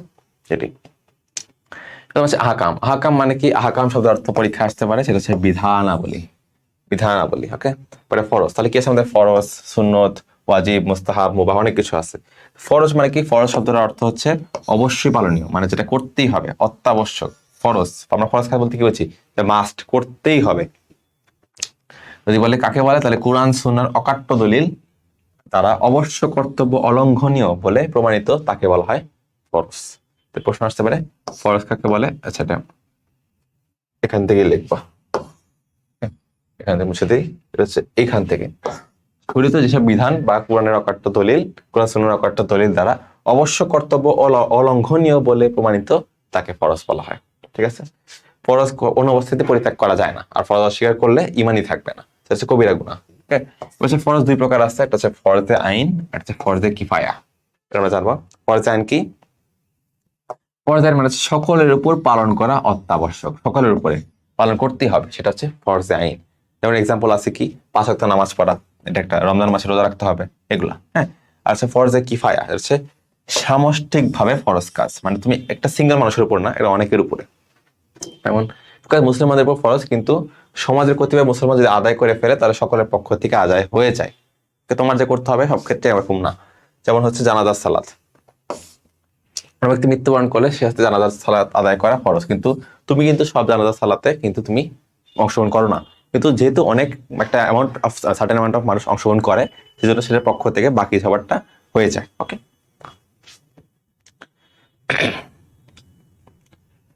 ওয়াজিব। ওয়াজিব হচ্ছে অবশ্য পালনীয়, মানে হচ্ছে অবশ্য পালন করতে হবে, কর্তব্য অপরিহার্য, যেটা হচ্ছে কি ফরজের থেকে জাস্ট একটু ইম্পর্টেন্স কম, কিন্তু এটাও হচ্ছে অবশ্যই পালন করতে হবে। ওকে, এমন কিছু বিধান আছে যা পালন করা কর্তব্য কিন্তু ফরজ নয়, এটা বলে রাখবা। শরীয়তের এমন কিছু বিধান যেটা অবশ্যই পালন করতে হবে কিন্তু সেটা ফরজ না, সেটাই হচ্ছে ওয়াজিব। ঠিক আছে, যেমন হচ্ছে কি? যেমন হচ্ছে নামাজের সময় সিজদা সাহু, নামাজে কোনো ভুল হয়, কোনো কিছু ওয়াজিব ছেড়ে যায়, তাহলে সেক্ষেত্রে আমরা কি করি? আমরা সাহু সিজদা দিই, বা সিজদায় সাহু দিতে হয়, এটা একটা। আর যদি কোনো কথা ফরজ একটা মিস হয়ে যায়, সেই ফরজের ক্ষেত্রে কিন্তু পুরো নামাজটা আবার পড়তে হবে, খেয়াল রাখো। ঠিক আছে, পরে সুন্নত। অর্থ হচ্ছে পথ, পন্থা, রীতি, নিয়ম, পদ্ধতি, এগুলো বলা হয়েছে। অর্থাৎ মহানবী সাল্লাল্লাহু আলাইহি সাল্লাম যেসব কথা তিনি বলেছেন, যেসব কাজ তিনি করেছেন, আর যেসব বিষয়ে মৌন সম্পত্তি দিয়েছেন, সবকিছুকেই সুন্নত বলা হয়। ওকে, এর দুইটা ভাগ আছে, একটা হচ্ছে সুন্নতে মুআক্কাদা, সুন্নতে জাইদা। মুআক্কাদা মানে কি? সুন্নতে মুআক্কাদা অর্থ যে সকল কাজ মহানবী হযরত মুহাম্মদ সাল্লাল্লাহু আলাইহি ওয়াসাল্লাম নিজে সর্বদাই পালন করতেন, অন্যদেরকে তা পালন করার কথা তাগিদ দিতেন, তাকে বলা হয় সুন্নতে মুআক্কাদা। যেমন আযান আর ইকামত দেওয়া। ওকে, ফজরের ফরজ নামাজের পূর্বে 2 রাকাত, মানে হচ্ছে 2 রাকাত সুন্নত, মানে সুন্নত নামাজ পড়ি, সুন্নত নামাজগুলা এগুলা, ঠিক আছে। এরপরে সুন্নতে জাইদা। সুন্নতে জাইদা হচ্ছে অতিরিক্ত সুন্নত, মানে যেসব কাজ মহানবী সাল্লাল্লাহু আলাইহি ওয়াসাল্লাম করেছেন বা প্রমাণিত, তবে সর্বদা মানে ডেইলি পালন করতেন এমন না। মনে করেন তিনি হচ্ছে ডেইলি নামাজের সময় হচ্ছে তোমার ফজরের নামাজে 2 রাকাত অতিরিক্ত সুন্নত নামাজ পড়তেন ফরজের আগে, তো সেটা হচ্ছে তোমার সুন্নতে মুআক্কাদা, কারণ প্রতিদিন পড়তেন তিনি। কিন্তু এই যে সুন্নতে জাইদা, সেটা তিনি প্রতিদিন পালন করতেন না। ওকে, এগুলোকে বলা হয় সুন্নতে জাইদা। সেসব বিষয়ে তিনি তাগিদ করেন নাই, যেমন আসর আর এশার ফরজের পূর্বে 4 রাকাত সুন্নত, এটা কিন্তু সুন্নতে জাইদা। ওকে, মুস্তাহাব।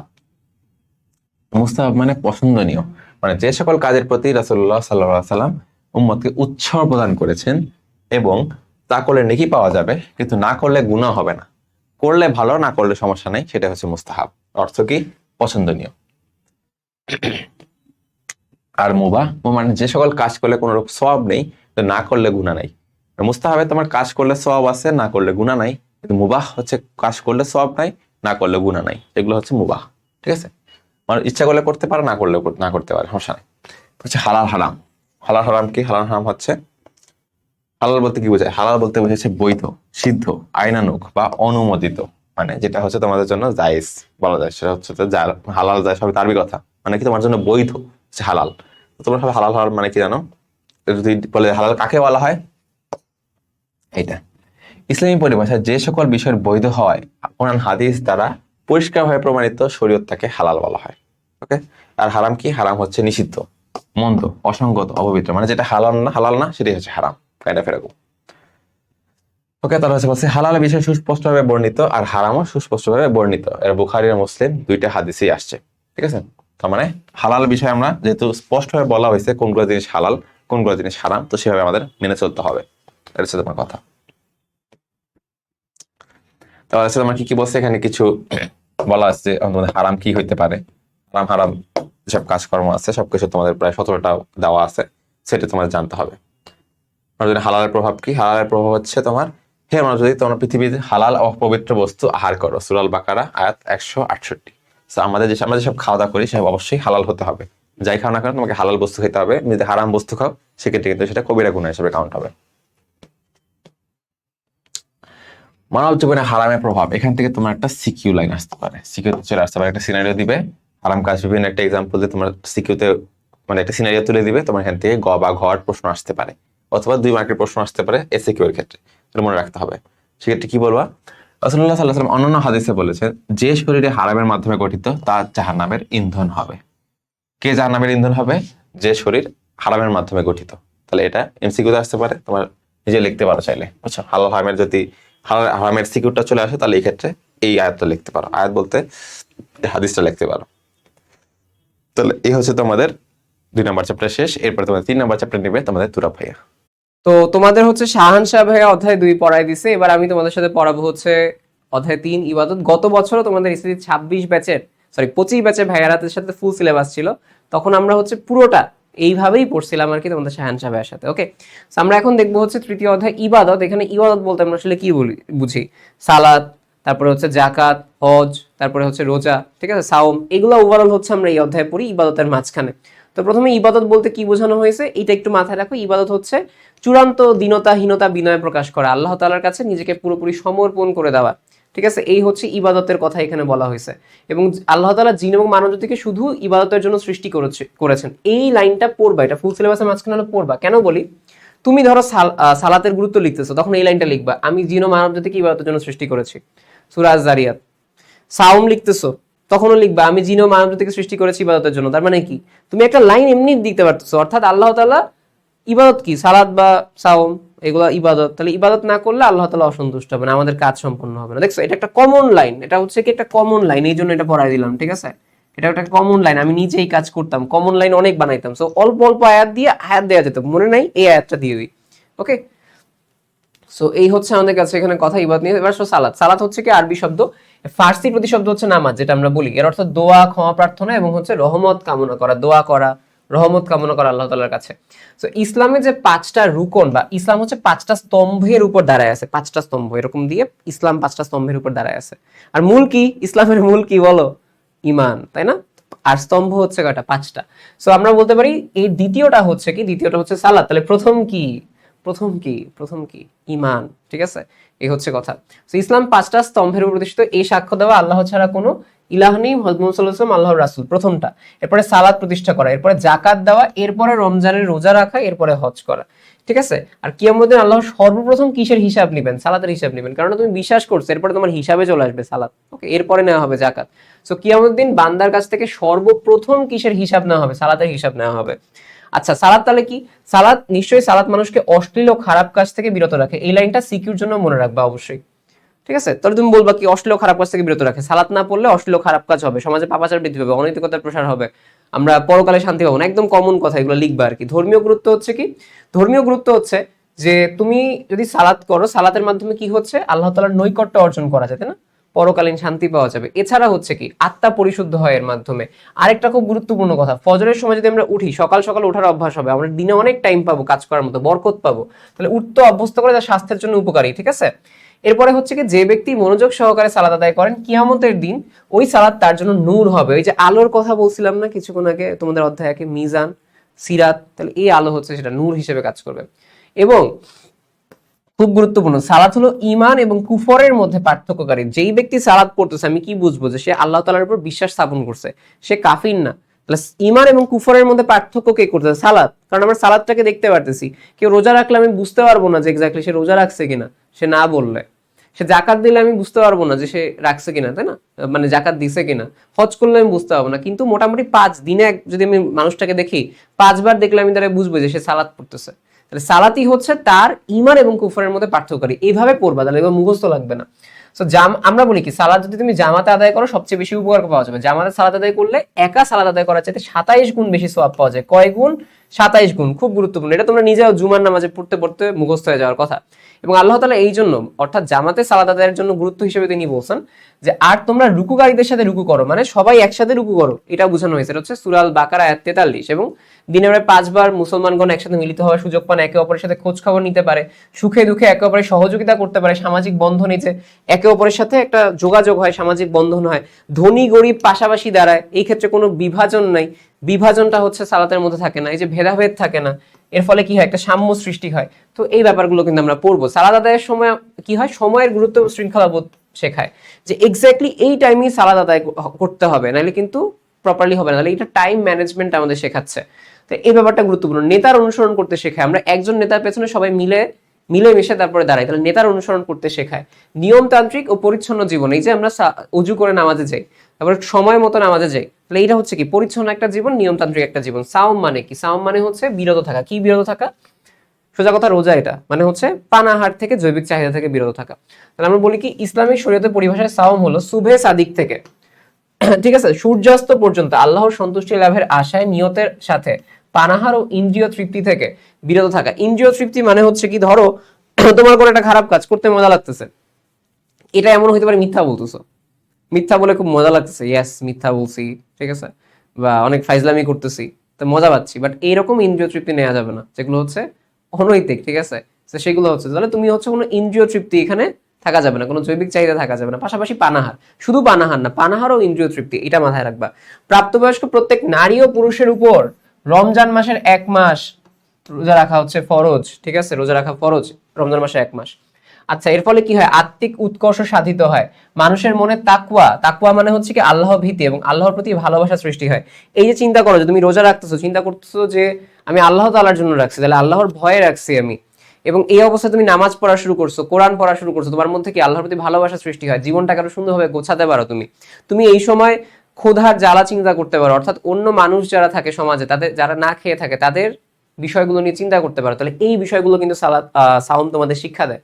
তাহলে আমরা কি বলতে পারি? সাওম হলো কোনো ব্যক্তি ও তার মন্দ কাজের মধ্যে ঢাল স্বরূপ, মন্দ কাজের মাঝে ঢাল স্বরূপ, তাই না? তাহলে মন্দ কাজে করতে পারতেছো না, কারণ তুমি অলরেডি রোজা রাখছো, তুমি জানো যে আমি মন্দ কাজ করতে পারবো না, কারণ আমি অলরেডি রোজা রাখছি। তাহলে এটা হচ্ছে একটা ঢাল স্বরূপ। এই জন্যই বলা হয়েছে সাওম হচ্ছে কি, সাওম হচ্ছে ঢাল স্বরূপ। এটা লিখবা, ঠিক আছে? সাওমের গুরুত্বের মাঝখানে এটা লিখবা, ছোট আছে লিখবা। সিয়াম সাধনার ফলে সমাজের লোকদের মাঝে পারস্পরিক সহানুভূতি এবং সহমর্মিতা সৃষ্টি হয়, এই যে ক্ষুধার জ্বালা বুঝতে পারে। এই মাস এই জন্য সহানুভূতির মাস বলা হয়েছে। সাওমের ধর্মীয় গুরুত্ব কি? সকল সৎ কাজের প্রতিদান আল্লাহ 10 গুণ থেকে 700 গুণ দিবে রোজার মাসে যদি আমি চিন্তা করি, ঠিক আছে?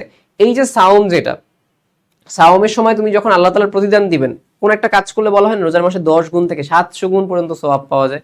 এটা হচ্ছে সেটা, এটা হচ্ছে কত? 10 গুণ থেকে 700 গুণ, 10 থেকে 700 গুণ। আচ্ছা, তাহলে আল্লাহ তাআলা বলছেন সাওম আমার জন্য এবং আমি নিজেই এর প্রতিদান দিব। দেখো, কনফিউশন ক্রিয়েট করো না। আল্লাহ তাআলার প্রতিদান দিবেন কার? সাওমের। আল্লাহ তাআলা সবার আগে হিসাব নিবে কিসের? সালাতের, ঠিক আছে? সালাতের হিসাব সবার আগে, আর সব প্রতিদান দিবেন কিসের? সাওমের। এটা ভুল করো না, ঠিক আছে? সো এটা একটা মৌলিক ফরজ কাজ। কেউ যদি অস্বীকার করে, মানে তুমি একটা বিষয়কে অস্বীকার করছো, অস্বীকার মানে কি? কুফর করছো, তাহলে তুমি কি হয়ে যাবে? কাফির হয়ে যাবে, ঠিক আছে? সাওম পালনের মাধ্যমে লোক ক্ষুধার যন্ত্রণা বুঝতে পারে, সহানুভূতি প্রকাশ করতে পারে, অশ্লীল অন্যায় কাজ করে না। এই সময় সমাজে এই সময় শান্তি বিরাজ করে, এই জন্য অন্যায় অশ্লীল কাজ থাকে না দেখে। জাকাতের ক্ষেত্রে বলা হয়েছে কি, জাকাত হচ্ছে মেইনলি তোমার ধরো অনেক বেশি টাকা আছে, নিসাব পরিমাণ সম্পদ আছে, তার 2.5% তুমি প্রতি বছর তোমাকে হচ্ছে কি গরিবদের মাঝখানে বা যারা জাকাত প্রাপ্য, মানে যাদের জাকাতের যে হক যাদের আছে তাদেরকে তোমার দিতে হবে। সো এই হচ্ছে কথা। সো ধনী ও গরিবের মাঝখানে এর ফলে কি হয়? একটা সেতু বন্ধ তৈরি হয়, তাই না? এটা হচ্ছে জাকাত, যে ধনীরা বেশি অর্থ কামাচ্ছে না, আবার গরিবরা গরিবও হচ্ছে না, একটা ব্যালেন্স থাকতেছে, চেক এন্ড ব্যালেন্স থাকতেছে না, একটা সেতু বন্ধন সৃষ্টি হয়। এর ফলে কি হয়? সমাজে শান্তি শৃঙ্খলা সম্প্রীতি বজায় রাখে। এবং এই জন্য বলা হয়েছে জাকাত হলো ইসলামের সেতু বন্ধ। সেতু মানে কি? একটা ব্রিজ করা। ইসলামের সেতু বন্ধ একটা হচ্ছে ধনী গরিব, একটা ব্রিজ করে দিছে। তো জাকাত শব্দের আবিধানিক অর্থ হচ্ছে কি? পবিত্রতা, পরিশুদ্ধতা এবং বৃদ্ধি পাওয়া। মানে কি? তোমার সম্পদটা পবিত্র হয়ে গেল, তোমার সম্পদটা পরিশুদ্ধ হয়ে গেল, এবং আল্লাহ তাআলার বরকতে সেই সম্পদটা আরো বৃদ্ধি পাবে, এটা কমে যাচ্ছে না, আরো বৃদ্ধি পাবে। ওকে, সো এই ব্যাপারটা এখানে চলে আসে। ইসলামের দৃষ্টিতে কোনো মুসলিম নিসাব পরিমাণ সম্পদের মালিক হলে, নিসাব পরিমাণ, ঠিক আছে, বছর আনতে তার সম্পদের শতকরা আড়াই হারে, মানে 2.5% তোমার নির্দিষ্ট খাতে ব্যয় করাকে জাকাত বলা হয়। নিসাব হচ্ছে কি? ন্যূনতম সম্পদ যা থাকলে জাকাত ফরজ হয়। ওই পরিমাণ ধরো কম আছে, এখন কি তুমি জাকাত দিবা না? তাহলে তোমার 10 টাকা আছে, এখন জাকাত দিবা না। সো নিসাব পরিমাণ সম্পদ হচ্ছে বছরকে বছর ভ্যারি করে, সোনার উপাধি হিসাব হয়, ঠিক আছে? এবং এইটা কোনো ধনীর দয়া না গরিবের উপর, এটা হচ্ছে গরিবের অধিকার। আল্লাহ তাআলা সেই গরিবদের সেই অধিকারটা দিছে। তাহলে জাকাত হচ্ছে কি? একটা অধিকার গরিবদের। ওকে, সো এই হচ্ছে একটা কথা। আর তোমরা সালাত কায়েম করো, জাকাত আদায় করো। দেখো এইটা কি? সালাতেও ইউজ করতে পারবা, জাকাতেও ইউজ করতে পারবা, কমন লাইন, এটা ডেফিনেটলি পড়বা। জাকাতের গুরুত্ব হচ্ছে কি? জাকাত ইসলামের পঞ্চম স্তম্ভের মধ্যে কয় নাম্বার? তৃতীয়। জাকাতের সামাজিক, নৈতিক, অর্থনৈতিক, ধর্মীয় গুরুত্ব আছে। এই কারণেই মহান আল্লাহ মুসলমানদের উপর জাকাত ফরজ করেছেন। তোমরা যে কাজটা করো, তৃতীয় বলতে সাওমকে বুঝছো, বাট ওইখানে দেখো তো জাকাতের কথা আগে বলছে, এরপরে সাওমের কথা বলছে, বুঝছো? তাহলে জাকাত হচ্ছে 3 নাম্বার। জাকাত হচ্ছে কয় নাম্বার? 3 নাম্বার। জাকাত সমাজ থেকে অস্থিতিশীলতা, বিশৃঙ্খলা দূর করে। কেন? একটা ব্যালেন্স ক্রিয়েট হয়, তাই না? ধনী গরিব মাঝখানে, তাহলে এটা অস্থিতিশীলতা দূর হয়, বৈষম্যটাও দূর হয়, যে ধনীরা ধনী হয়েছে, গরিবরা আরো গরিব হয়ে গেছে। জাকাত মানুষের মনের মধ্যে কি করে? ক্ষুধাভীতি বা তাকওয়া সৃষ্টি করে, পবিত্র উন্নত দৃষ্টিভঙ্গি সৃষ্টি করে, মানুষের প্রতি সহানুভূতি সৃষ্টি করে, তাই না? একটা ব্যালেন্স তৈরি করে সমাজের মাঝখানে। এবং সব মানে গরিবদের ছোট করে দেখা হয় সেটাও দেখতে পারে না, কেননা আল্লাহ তাআলা তাদের উপর একটা অধিকার দিয়ে দিয়েছেন। তাহলে এই চিন্তা করেও সে কাউকে ছোট করে দেখতে পারে না। সো এই ব্যাপারগুলো কিন্তু এখান থেকে নিশ্চিত করা যায়। অর্থনৈতিক গুরুত্ব খুব গুরুত্বপূর্ণ। দেখো এখানে তুমি যখন জাকাতের গুরুত্ব লিখবা, একটু দেখো জাকাতের অনেকগুলো গুরুত্ব আছে। একটা সামাজিক গুরুত্ব, এই যে অস্থিতিশীলতা, এগুলো থাকে না। আরেকটা হচ্ছে কি? নৈতিক গুরুত্ব, নৈতিকতা তোমার সৃষ্টি করে। এরপরে কি বলবো? অর্থনৈতিক, নৈতিক অর্থনৈতিক, ঠিক আছে? এর ফলে কি হয়? সম্পদের প্রবাহ গতিশীল হয়। মানে কি? একজনের কাছে আটকায় রাখে না, যে না আমি টাকা বের করবো না, না না, গতিশীল হয়, অন্যদের কাছেও ছড়ায়। এর ফলে কি হয়? বেকারত্ব হ্রাস পায়। আরেকজন মানুষ সে টাকা পেয়ে ধরো কোন একটা দোকান দিল, কোন একটা কিছু কিনলো, বেকারত্ব হ্রাস পাইলো। উৎপাদন বৃদ্ধি পাইলো এর ফলে, কারণ সে যখন কাজ করবে তখন তার উৎপাদনটা বৃদ্ধি পাবে, তাই না? নতুন নতুন বিষয় তৈরি হবে। এই হচ্ছে কর্মসংস্থানের মাধ্যমে উৎপাদন বৃদ্ধি পায়। এবং ধর্মীয় গুরুত্ব কি? ধর্মীয় গুরুত্ব আছে, কেউ যদি জাকাতকে অস্বীকার করে সে হচ্ছে কি? আর মুসলমান থাকতে পারে না, সে আর মুসলমান থাকতে পারে না। এবং কি বলা হয়েছে? ইসলামের প্রথম খলিফা হযরত আবু বকর রাদিয়াল্লাহু তাআলা আনহু জাকাত অস্বীকারীদের বিরুদ্ধে যুদ্ধ ঘোষণা করেছেন। প্রশ্নটা অনেকভাবে আসে, আবু বকর রাদিয়াল্লাহু তাআলা কাদের বিরুদ্ধে যুদ্ধ ঘোষণা করছে? জাকাত যারা অস্বীকার করছে। মানে তোমার টাকা আছে, তুমি দিবা না, তাহলে তোমার বিরুদ্ধে আমি যুদ্ধ করব। চিন্তা করবা, যুদ্ধ কাদের মধ্যেই হয়? ধনী ধনীর সাথে যুদ্ধ হয়। চিন্তা করবা, যুদ্ধ তারাই করতে পারে যাদের টাকা আছে। চিন্তা করবা, তাহলে যুদ্ধ তারাই করবে যাদের টাকা আছে। কাদের টাকা আছে? যারা জাকাত, মানে টাকা আছে বাট জাকাত দেয় না। তাহলে জাকাত থেকে টাকা, ওই টাকা দিয়ে যুদ্ধে চিন্তা করবো। যুদ্ধ কাদের বিরুদ্ধে করা হয়েছে? জাকাত যারা অস্বীকার করবে, জাকাত যারা দিবে না তাদের ক্ষেত্রে। এটা কে করছে? আবু বকর রাদিয়াল্লাহু তাআলা আনহু। ঠিক আছে, তো এই দুটো প্রশ্ন এখান থেকে আসে। যাকাত হলো দরিদ্র লোকের প্রাপ্য বা অধিকার, এটা কোনো দয়া না। ঠিক আছে, আর তাদের সম্পদে অভাবগ্রস্ত ও বঞ্চিতদের কি আছে? দয়া না, অধিকার আছে। ঠিক আছে, অবশ্যই অধিকার আছে, তো এটা দিবা। তো হজ তোমাদের হচ্ছে এইবারের পার্সপেক্টিভে নাই। চলে আসা হচ্ছে মালিক শ্রমিক সম্পর্ক। মালিক শ্রমিক সম্পর্ক কি অত্যন্ত নিবিড়, এটা প্রায়ই আসে যে কাজের সম্পর্ক অত্যন্ত নিবিড়। মালিক শ্রমিক সম্পর্ক কেন বলতো? মালিক যদি বেতন না দেয় শ্রমিক চলতে পারবে না, আবার শ্রমিক যদি কাজ না করে মালিক কি আর্ন করতে পারবে না। অর্থাৎ দুইজনেরই কাজের একটা ব্যালেন্স থাকতে হবে, এটা হচ্ছে মালিক শ্রমিক সম্পর্ক। ঠিক আছে, তো এই জন্য বলা হয়েছে কি যে আমাদের প্রিয় নবী সাল্লাল্লাহু আলাইহি ওয়াসাল্লাম কি বলছে যে আল্লাহ ওনাকে জিজ্ঞেস করা হয়েছে যে কোন প্রকারের উপার্জন উত্তম বা পবিত্র, মুহাম্মদ সাল্লাল্লাহু আলাইহি ওয়াসাল্লামকে। তো তিনি বললেন কোন ব্যক্তি নিজ শ্রমের উপার্জন এবং সৎ ব্যবসা লব্ধ মুনাফা, অর্থাৎ সে সৎভাবে ব্যবসা করছে এরপরে মুনাফা পাইছে, বা হচ্ছে নিজ পরিশ্রমে, অর্থাৎ মালিক যে সে যদি সৎভাবে ব্যবসা করে সেটা একটা সবচেয়ে উত্তম ইবাদত হবে, আবার সে একটা উত্তম উপার্জন হবে। আবার কেউ যদি শ্রমিক হয়, সে যদি নিজ কষ্ট করে হচ্ছে আর্ন করে, এটাও একটা উত্তম উপার্জন হবে। দুইটাই কিন্তু উত্তম, বাট সৎ হইতে হবে। দেখছো সুন্দর একটা কিন্তু এখানে কথা। তো এরপরে কি বলা হয়েছে? মালিক ও শ্রমিকের মাঝে এক চমৎকার দৃষ্টান্ত আমরা হযরত আনাস রাদিয়াল্লাহু তাআলা আনহু এর জীবনে দেখতে পাই। ঠিক আছে, তো তিনি যখন রাসূল সাল্লাল্লাহু আলাইহি ওয়াসাল্লামের সাথে 10 বছর ছিলেন, রাসূল সাল্লাল্লাহু আলাইহি ওয়াসাল্লাম তার প্রতি কখনো বা কোনো বিরক্তিকর কোনো শব্দ বলেননি। ঠিক আছে, সো খুব ভালোভাবে হচ্ছে ব্যবহার করছে, সেটা একটা ভালো উদাহরণ। হযরত উমর রাদিয়াল্লাহু তাআলা আনহু উনি কি ছিলেন? আমিরুল মুমিনিন, প্রায়ই আসে আমিরুল মুমিনিনকে হযরত উমর রাদিয়াল্লাহু তাআলা আনহু। ঠিক আছে, আমিরুল আমর উমর, আমর উমর। ঠিক আছে, আমর উমর এভাবে চিন্তা করবা। সো বিদায় হজে রাসূল সাল্লাল্লাহু আলাইহি ওয়াসাল্লামকে জিজ্ঞেস করা হলো একজন অধীনস্থ কর্মচারীকে কতবার ক্ষমা করা যেতে পারে? অর্থাৎ তোমার আন্ডারে যে কাজ করছো কয়বার তুমি ক্ষমা করতে পারবা? দৈনিক 70 বার। দৈনিক কয়বার? দৈনিক 70 বার। অর্থাৎ বছরে না, তুমি একদিনে 70 বার তুমি তারা ক্ষমা করতে পারবে। মানে এতটা ক্ষমাশীলতা আল্লাহ তাআলার নবী এখানে দেখাইছেন। ওকে, সো আর তারপরে বলছে যে শ্রমিককে তার সাধ্য এবং তার সামর্থ্যের বাইরে কোনো কাজ দেওয়া যাবে না, এটা মুসলিমের হাদিস। এবং অনেক কম, মানে আমরা বলি যে অনেক হচ্ছে ফেমাস একটা হচ্ছে হাদিস, শ্রমিকের গায়ের ঘাম শুকানোর পূর্বে তার পারিশ্রমিক দিয়ে দাও, ইবনু মাজা। ঠিক আছে, পারিশ্রমিক দিতে অকারণে বিলম্ব করা সমীচীন নয়, অকারণে বিলম্ব করা যাবে না। এবং কি বলা হয়েছে? গোলাম যখন তার মালিকের কাজ সুচারুভাবে করে এবং সুষ্ঠুভাবে আল্লাহর ইবাদত করে তখন সে দ্বিগুণ প্রতিদান পায়। কেন? কারণ সে মালিকের কাজ পারফেক্টলি করছে, এখানে সে তার দায়িত্ব পালন করছে, আবার আল্লাহ তাআলার ইবাদত করছে, সেখানে আরেকটা দায়িত্ব পালন করছে। আল্লাহ তাআলা তার প্রতিদানটা দ্বিগুণ করে দিবেন, কারণ দুইটা কাজই সে করছে। তো এই হচ্ছে কথা। ইলম মানে কি? ইলম মানে হচ্ছে যে রব্বি জিদনি ইলমা, তাই না? ইলম মানে হচ্ছে জ্ঞান। ঠিক আছে, ইলম হচ্ছে কি? আরবি শব্দ, এটা হচ্ছে জ্ঞান, জানা, অবগত হওয়া। ইলম হলো কোনো বস্তুর প্রকৃত অবস্থা উপলব্ধি করা। মানে কি? প্রকৃত অবস্থা উপলব্ধি করছি, মানে আমি ওই বিষয়ে জ্ঞান অর্জন করছি, এটা হচ্ছে ইলম। আচ্ছা, ইলম আমরা বলি কি জ্ঞানের গুরুত্ব এত বেশি, মহান আল্লাহ তাআলা পবিত্র কোরআনে নাজিলের সূচনাই করেছেন কি দিয়ে বলো? মুহাম্মদ সাল্লাল্লাহু আলাইহি ওয়াসাল্লাম যখন হেরা পর্বতে ছিলেন তখন আল্লাহ তাআলা স্টার্টই করছে এটা দিয়ে যে কি ইকরা বিসমি রব্বিকাল্লাযী খলাক, তাই না? মানে হচ্ছে কি পড়ুন আপনার প্রভুর নামে যিনি সৃষ্টি করেছেন। প্রথম শব্দটাই হচ্ছে পড়ুন। জ্ঞান অর্জন করতে হচ্ছে তোমার এখানে উৎসাহ দেওয়া হয়েছে, তাই না? আমরা বলি কি যখন জ্ঞানার্জন হয় তখন মনুষ্যত্বের বিকাশ ঘটে, মানুষ মানুষ হিসেবে গড়ে ওঠে, তার মধ্যে পাপাচার বা এগুলো থাকে না, সে পরিপূর্ণ বিষয়গুলো জানতে পারে। জ্ঞান সবসময় হচ্ছে কি ভালো, তাই না? ভালোভাবে তুমি যদি জ্ঞান অর্জন করো। ইসলাম জ্ঞান অর্জনকে সকল মুসলিমদের উপর কি করছে? ফরজ করছে। এটা গৌণ না, তুমি বলবা না যে ভাই সালাত পড়লাম, এটা পড়লাম, চলে যাবে। তোমার ওভারঅল সবকিছু নিয়ে তুমি এখানে জ্ঞান অর্জন করবা। তোমার ইসলামিক জ্ঞানও থাকতে হবে, পার্থিব যে জ্ঞানগুলো যেগুলো দিয়ে উন্নতি হবে সমাজের, সেগুলো হচ্ছে অর্জন করতে হবে। এই ব্যাপারটা বলা হয়েছে। ঠিক আছে, ইলম অন্বেষণ করা প্রত্যেক মুসলমানের উপর ফরজ।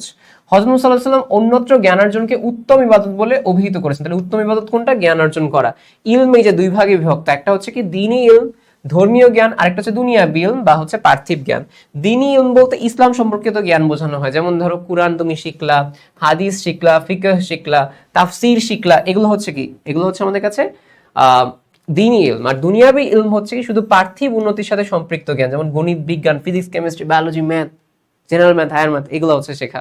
সো অন্যভাবে ইলমকে দুই ভাগে ভাগ করা যায়, একটা গ্রহণীয়, একটা বর্জনীয়। গ্রহণীয় মানে কি? যেটা ভালো, বর্জনীয় মানে যেটা খারাপ।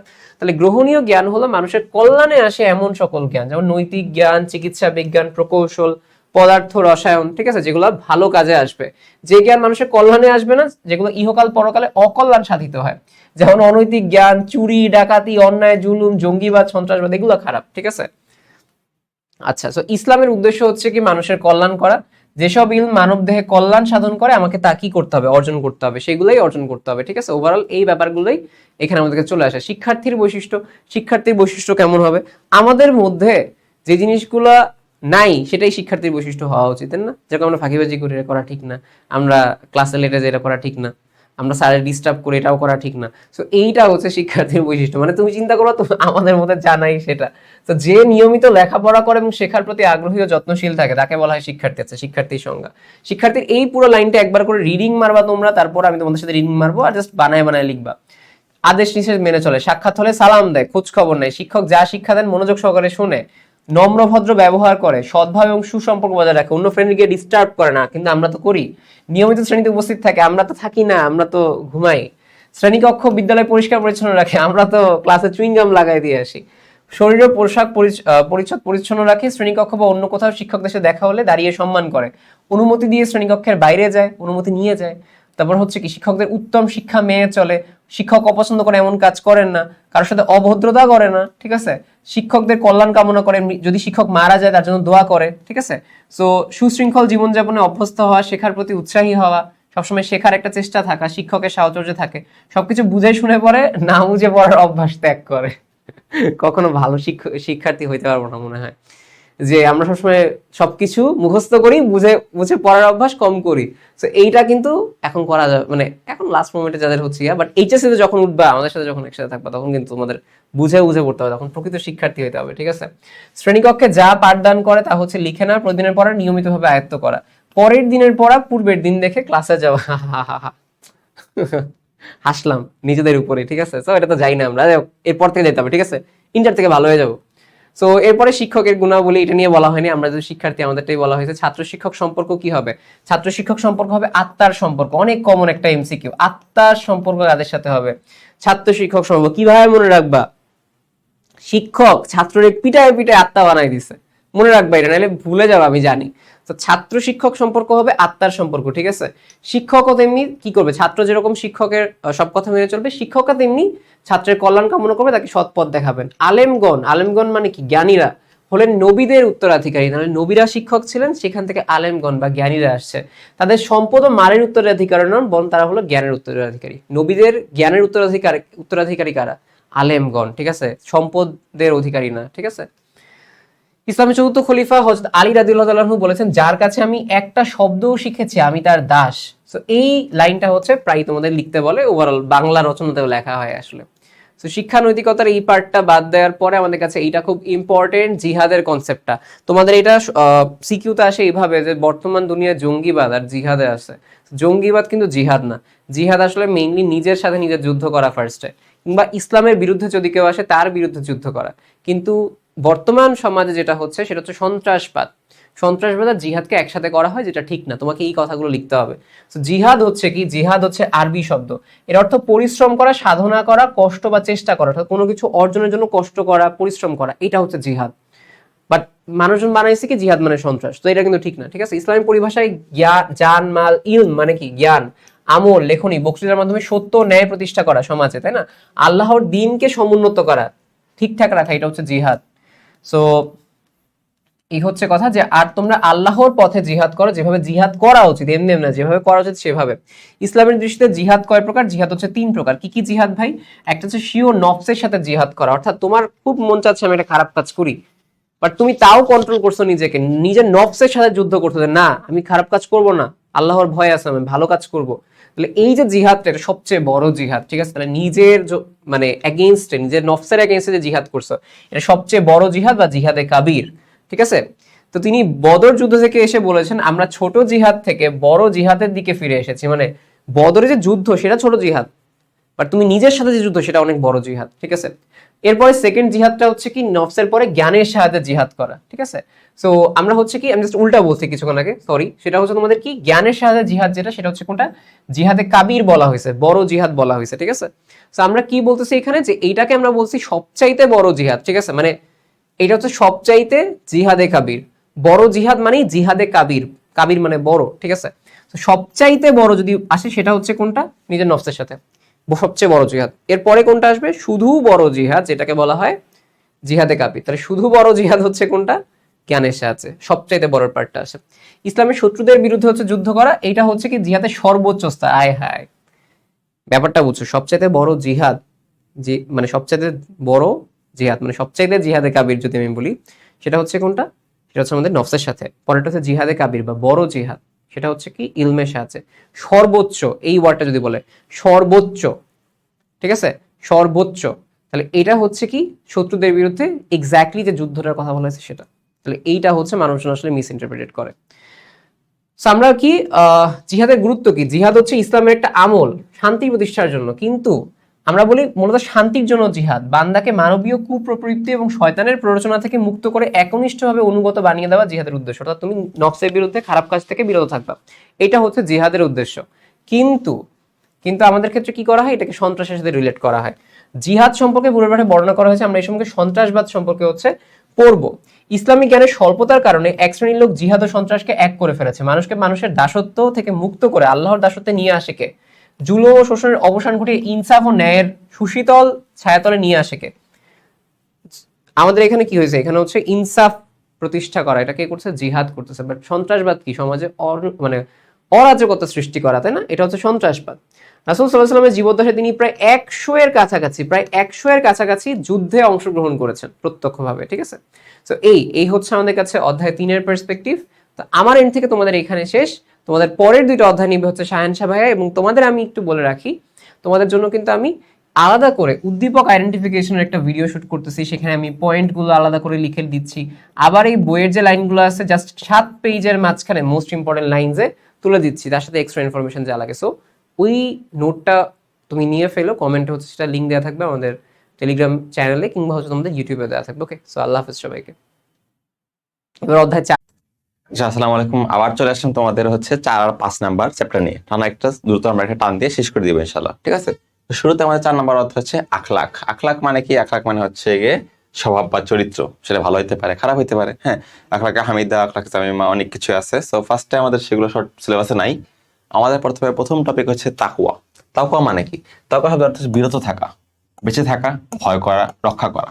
অর্থাৎ বিরত থাকা বা নিজে বেঁচে থাকা, ভয় করা, রক্ষা করা। ওই কাকে বলে তাহলে ইসলামী পরিভাষায় আল্লাহ তাআলার ভয়ে যাবতীয় অন্যায়, অত্যাচার ও পাপার কাছ থেকে বিরত থাকাকে বলা হয় তাকওয়া। শেষ, তাই না? তাহলে যেই তাকওয়া অবলম্বন করেন তাকে বলা হয় মুত্তাকি। তাহলে তাকওয়া কাকে বলে, তাকওয়া হচ্ছে অর্থ কি, আর যেই তাকওয়া পালন করেন তার নাম কি, সেই সবকিছু আমাদের দেখতে হবে। হ্যাঁ, সিকিউ এমসিকিউ বা 1 মার্কের জন্য আসতে পারে। এরপর একটা সূরা আছে, সূরা হচ্ছে আয়াত, যে নিশ্চয়ই আল্লাহর নিকট সবচেয়ে সম্মানিত সেই ব্যক্তি যে তোমাদের মধ্যে সবচেয়ে বেশি তাকওয়াবান। এমসিকিউতে আসতে পারে যে তোমাদের মধ্যে সবচেয়ে বেশি সম্মানিত আল্লাহর কাছে কে? যিনি সবচেয়ে বেশি তাকওয়াবান, মানে আল্লাহকে সবচেয়ে বেশি ভয় করেন যিনি, তিনি হচ্ছে সবচেয়ে বেশি আল্লাহর কাছে প্রিয় বা সবচেয়ে বেশি সম্মানিত। সে কি কোথায় রাখা আছে? সূরা আল হুজরাত আয়াত 13-তে বলা হয়েছে। এরপর হচ্ছে নিশ্চয়ই আল্লাহ মুত্তাকিদের ভালোবাসেন, নিশ্চয়ই আল্লাহ মুত্তাকিদের ভালোবাসেন, এটা বলা হয়েছে সূরা তাওবা আয়াত 4-এ। সো এগুলো হচ্ছে তোমরা কিছু কিছু আয়াত লিখতে পারো, কারণ এই টপিক থেকে, তাকওয়া থেকে তোমাদের কিন্তু সিকিউ আসার চান্স অনেক বেশি। তাকওয়া হচ্ছে তোমার গুরুত্ব, শিক্ষা, যে কোনো কিছু থেকে তোমার পরীক্ষায় সিকিউতে চলে আসে। সেগুলো কিন্তু তোমাদের আনসার করার জন্য এই কিছু আয়াত মনে রাখতে হবে। এরপর নৈতিক জীবনে তাকওয়ার প্রভাব, এখান থেকে সিকিউ আসতে পারে। হ্যাঁ, তো ইসলামী নৈতিকতার মূল ভিত্তি হচ্ছে কি? তাকওয়া, এটা যেমন জানতে হবে। এরপর এটা হচ্ছে মোটামুটি তোমার তাকওয়া, ওয়াদা পালন, এইসব যে টপিকগুলো আছে প্রত্যেকটা ইন্ডিভিজুয়াল টপিক। তোমাদের অলরেডি শর্ট সিলেবাসে অনেক কম টপিক।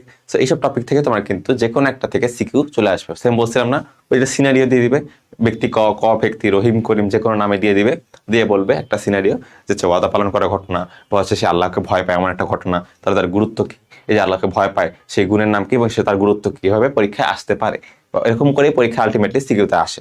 সেগুলো তোমাদের জানতে হবে। এরপর হচ্ছে ওয়াদা পালন। ওয়াদা পালন মানে কি? ওয়াদাকে আরবিতে বলা হয় কি? আল আহদু। আল আহদু বলা হয়। আল আহদু এর শাব্দিক অর্থ হচ্ছে ওয়াদা, অঙ্গীকার, প্রতিশ্রুতি, চুক্তি, কাউকে কোনো কথা দেওয়া বা কোনো কাজ করার জন্য প্রতিজ্ঞাবদ্ধ হওয়া। আর যদি বলে ওয়াদা পালন কাকে বলে, তাহলে ইসলামী পরিভাষায় কারোর সাথে কোনরূপ প্রতিশ্রুতি দিলে, অঙ্গীকার করলে বা কাউকে কোনো কথা দিলে তা যথাযথভাবে রক্ষা করাকে বলা হয় ওয়াদা পালন। ইংলিশে আমরা সাধারণত বলি প্রমিস করা। আমি প্রমিস করতেছি তুমি এই কাজটা করবো, এই কাজটা করবো, কসম করতেছি, এই সেই অনেক ওয়ার্ড ইউজ করা যায়, ঠিক আছে? সবকিছু অর্থ কি? ওয়াদা পালন করা। গুরুত্ব কি? গুরুত্ব হিসাবে তোমাদের পড়তে হবে যে হে ইমানদারগণ, তোমরা অঙ্গীকার সমূহ পূরণ করো। সূরা আল মাইদা আয়াত নাম্বার 1। সেই সূরা আল মাইদার কথা বলছিলাম, আয়াত নাম্বার 3 মনে আছে 2 নম্বর চ্যাপ্টারে, সেখান থেকে আবার এটা মনে রাখতে পারো। সূরা আল মাইদার 1 নম্বর আয়াতে বলা হয়েছে যে হে ইমানদারগণ, তোমরা অঙ্গীকার সমূহ বা ওয়াদা পালন করো, অঙ্গীকার সমূহ পূরণ করো। ওকে, আর এটা তোমরা জানতে পারো যে আর তোমরা প্রতিশ্রুতি পালন করো, নিশ্চয়ই প্রতিশ্রুতি সম্পর্কে জিজ্ঞাসা করা হবে। সূরা বনী ইসরাইল আয়াত নম্বর 34। তো এটা বলা হয়েছে আর একটা, যে আর তোমরা প্রতিশ্রুতি পালন করো, নিশ্চয়ই প্রতিশ্রুতি সম্পর্কে তোমাকে হাসরের ময়দানে জিজ্ঞেস করা হবে। ওকে, এটা গেল। এগুলো হচ্ছে এই দুটো আয়াত মোটামুটি তোমরা মুখস্থ রাখতে পারো। দুটো আয়াত তোমরা হচ্ছে একটা স্পেসিফিক টপিক থেকে, মনে করো গতে হচ্ছে ট্রাই করবা 3টা আয়াত দেওয়ার জন্য, ঘতে হচ্ছে 3টা আয়াত, হাদিস যাই বলো না কেন মিক্স করে তুমি হচ্ছে 3টা 4টা দেওয়ার চেষ্টা করবা। ওকে, মনে করো তোমার এই যে তোমাকে দাগাই দিছি 2টা ওয়াদা বলা থেকে 2টা পড়ছো, ভালো কথা। বাকিটা কি করবা? বাকিটা তুমি হচ্ছে জেনারেলাইজড, মনে করো ইসলাম বা হচ্ছে ইমান, এরকম বিভিন্ন টপিক আছে না যেগুলো হচ্ছে তোমার জেনারেলাইজড ধর্ম ইসলাম শিক্ষা নিয়ে বলা হয়েছে, সেখান থেকে তুমি বলতে পারো, কোনো সমস্যা নেই। সেগুলো কিন্তু আলটিমেটলি তোমার এই আখলাকের মধ্যে বলা যায়। হ্যাঁ, তুমি এখন মনে করো একটা তাকওয়া থেকে তুমি হচ্ছে চলে গেছো কই তাওহীদ রিসালাতে, তো তাওহীদ হচ্ছে কি আল্লাহর উপর বিশ্বাস, তো আল্লাহর উপর বিশ্বাস করে তুমি কি করতেছো? ওয়াদা পালন করতেছো, বলতে পারো। অথবা ইসলামকে হচ্ছে আমি ফলো করতেছি, তো ইসলাম নিয়ে কোনো একটা আয়াত আসছে, সে আয়াত তুমি এখানে লিখতেই পারো, কোনো সমস্যা নাই। ওকে, এরপর হচ্ছে তোমার গেল সত্যবাদিতা, এটা হচ্ছে তোমাদের এখানে নাই শর্ট সিলেবাসে। শালীনতা এটাও নেই, আমানতটাও নেই।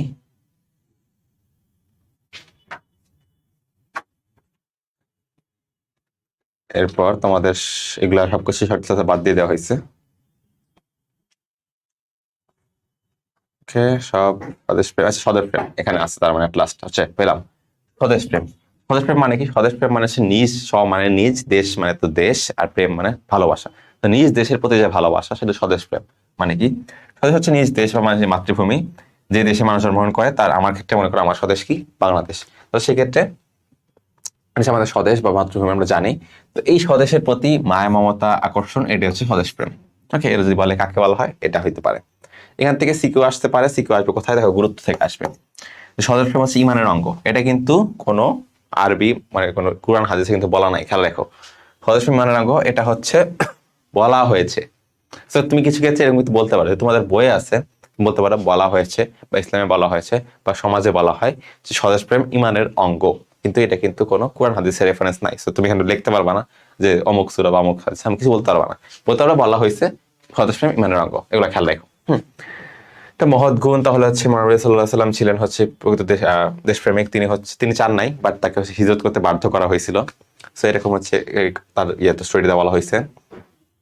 তিনি বলছেন, মহানবী সাল্লাল্লাহু আলাইহি সাল্লাম বলেছেন, দেশ রক্ষার জন্য সীমান্ত পাহারায় আল্লাহর রাস্তায় বিনিদ্র রজনী, মানে যে রাত না ঘুমিয়ে হচ্ছে দেশকে পাহারা দেয়, সে হচ্ছে দুনিয়ার মধ্যকার সবকিছু থেকে উত্তম। এটা উনি বলে গেছেন, এটা কথা বলছেন তিরমিজিতে, হাদিসে বলা হয়েছে। ঠিক আছে, উপায় আছে, উপায়গুলো একটু রিডিং পড়তে পারো, এখান থেকে সিকিউতে খুব একটা আসবে না।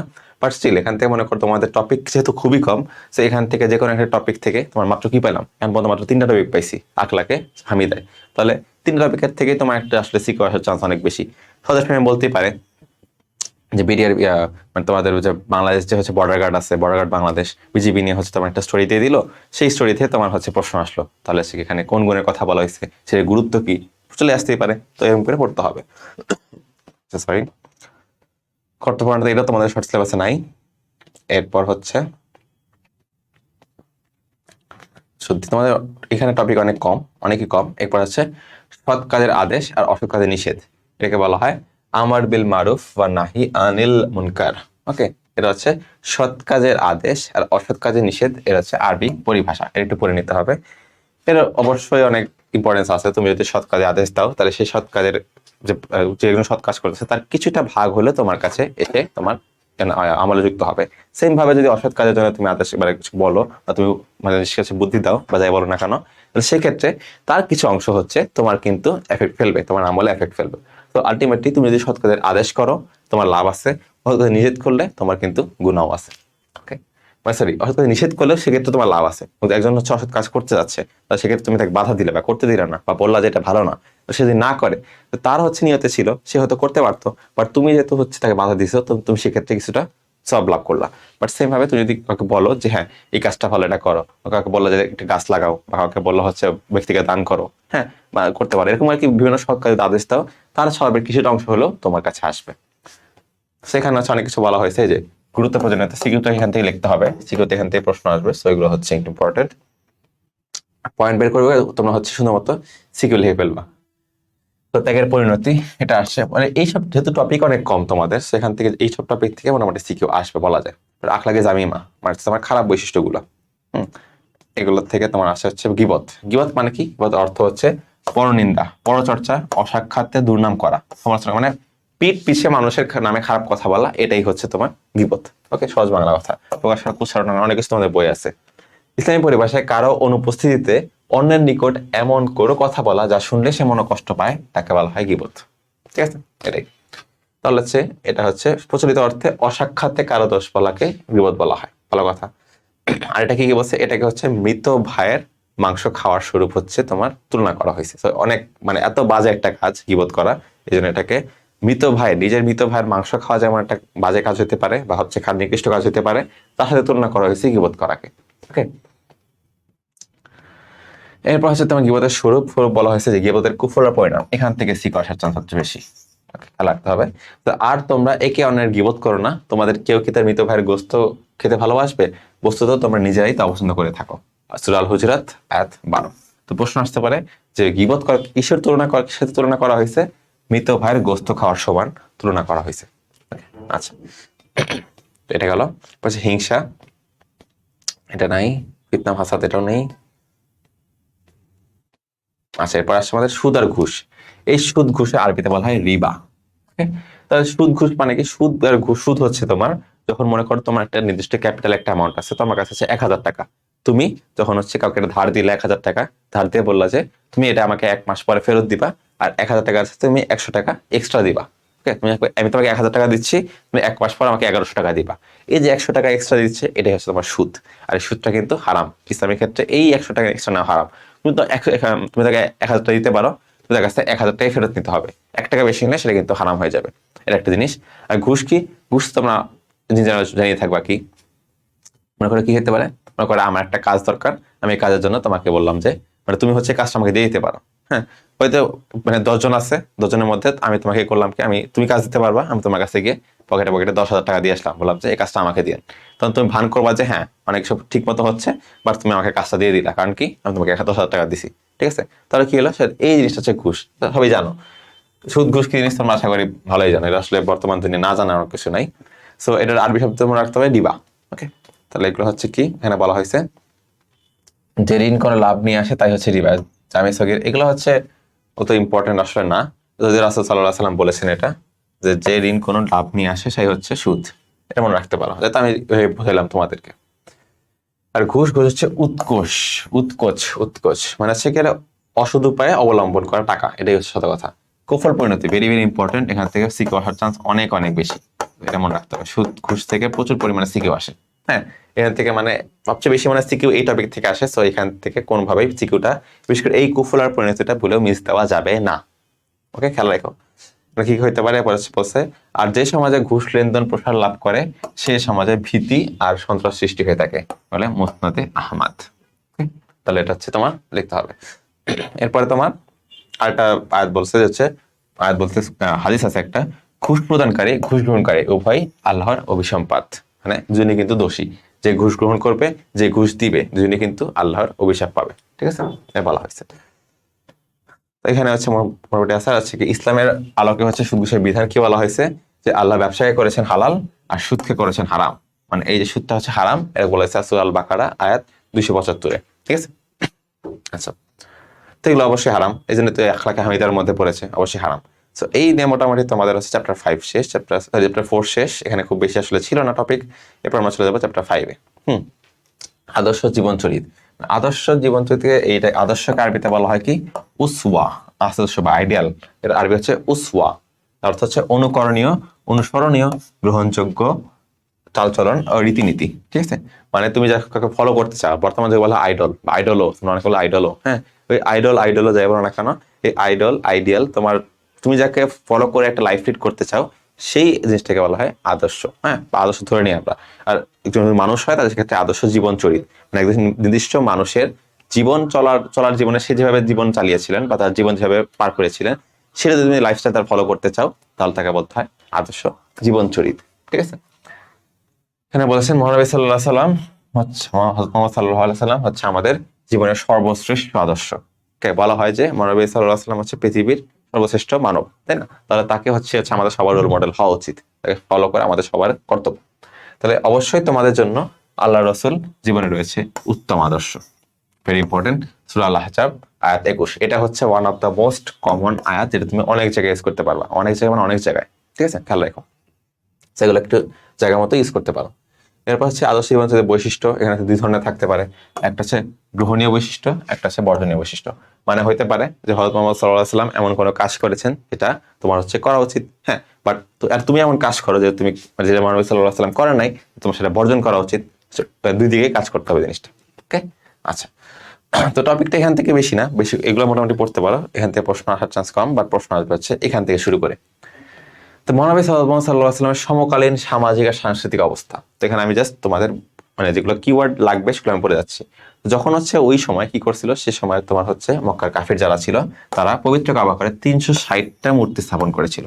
আর এখানে আর মহানবী সাল্লাল্লাহু আলাইহি সাল্লাম কি করেছেন আমরা জানি হচ্ছে হযরত মুহাম্মদ সাল্লাল্লাহু আলাইহি সাল্লামের পরে কোরআন অবতীর্ণ করেন যখন তার 40 বছর বয়স, তাই না? হীরা গুহায় তিনি হচ্ছে ধ্যানরত অবস্থায় এটা অবতীর্ণ হয়। প্রথম সূরা কি? প্রথম সূরা সূরা আলাকের প্রথম 5 আয়াত নাজিল হয়েছিল, তাই না? সামাজিক অবস্থা কি ছিল ওই সময়? সে সময় মহানবী সাল্লাল্লাহু আলাইহি ওয়াসাল্লাম আবির্ভাবের পূর্বে আরব সমাজের লোকেরা নবী ও রাসূলের শিক্ষা বলে অসামাজিক কার্যক্রমে লিপ্ত হয়ে পড়েছিল। তাদের আচার ব্যবহার ও চালচলন ছিল বর্বর ও মানবতা বিরোধী। তাই এই যুগকে বলা হয় আইয়ামে জাহিলিয়া বা অজ্ঞতার যুগ। এইটা হচ্ছে ভেরি ভেরি ইম্পর্টেন্ট, এমনি এমনি দেখানো হয় নাই। এটা তোমার 1 বা 2 মার্কের প্রশ্নে প্রচুর প্রচুর পরিমাণে আসে। 1 বা 2 মার্কের বর্তমানে তোমার এসএকিউ এখানেও কিন্তু আসতে পারে, যেখান থেকে আইয়ামে জাহিলিয়া কেন বলা হয় বা আইয়ামে যুগলিয়া বলতে কি বুঝি, এই টপিকটা নিয়ে এই 3-4 লাইন তোমাদের একটু লিখতে হবে, ওকে? আচ্ছা, এরপর বাকিটা তোমরা রিডিং পড়তে পারো। পাশাপাশি সাংস্কৃতিক অবস্থা, এটা তো দেখলাম হচ্ছে সামাজিক অবস্থা কি ছিল, অনেক বাজে ছিল। কিন্তু ওই সময় সাংস্কৃতিক অনেক চর্চা ছিল।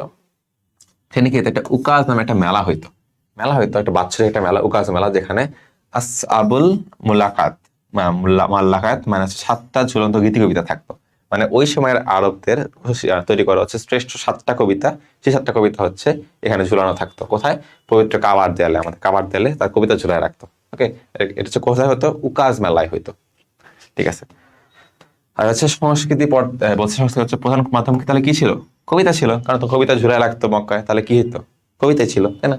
আচ্ছা, পরে শৈশব নিয়ে হচ্ছে মোটামুটি তোমাদের আসলে এখানে শর্ট সিলেবাস এই টপিকগুলো নাই, তো এটা আমরা এখন দেখতেছি না। এটা আমার হচ্ছে মাদানী জীবন, মানে মহানবী হযরত মুহাম্মদ সাল্লাল্লাহু আলাইহি ওয়াসাল্লাম যখন তিনি ইসলাম প্রচার করা শুরু করলেন, এরপর হচ্ছে কাফিররা সেটা সহ্য করতে পারে নাই। সহ্য না করার জন্য তারা হচ্ছে নবী সাল্লাল্লাহু আলাইহি ওয়াসাল্লামকে মানে ফার্স্ট হত্যার চেষ্টা করেছিল।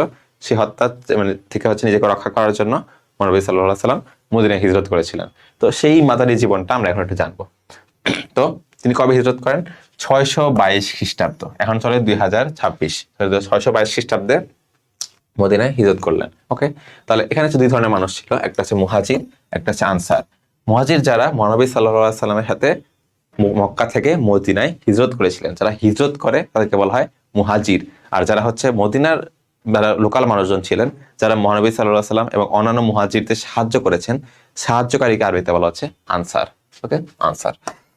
তা তোমাদের আশেপাশে অনেকেই আনসার তো দেখছে, আনসার বিটিভি বাংলাদেশে আছে না? তো সেই আনসার ওয়ার্ডটা আসছে এই যে সাহায্যকারী ওয়ার্ডটা থেকে, ওকে?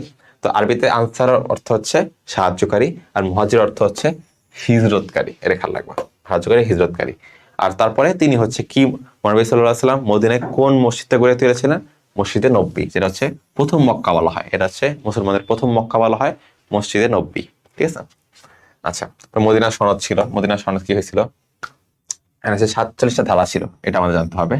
এখানে অনেকগুলো লাইনই আছে, সবগুলো লাইন আসলে পরীক্ষা পড়তে হবে না, বাট স্টিল তোমার হচ্ছে কিছু জায়গাতে কয়েকটা ইম্পর্টেন্ট লাইন তুমি দেখে রাখতে পারো। এগুলা থেকে সিকিউ মোটামুটি মাঝে মধ্যে আসে। মদিনা সনদের কিছু গুরুত্ব নিয়ে আসে, কিছু তাৎপর্য নিয়ে আসে। ডিরেক্ট বলবে না মদিনা সনদে কয়েকটা পয়েন্ট লেখো, এটা কখনো জিজ্ঞেস করে না।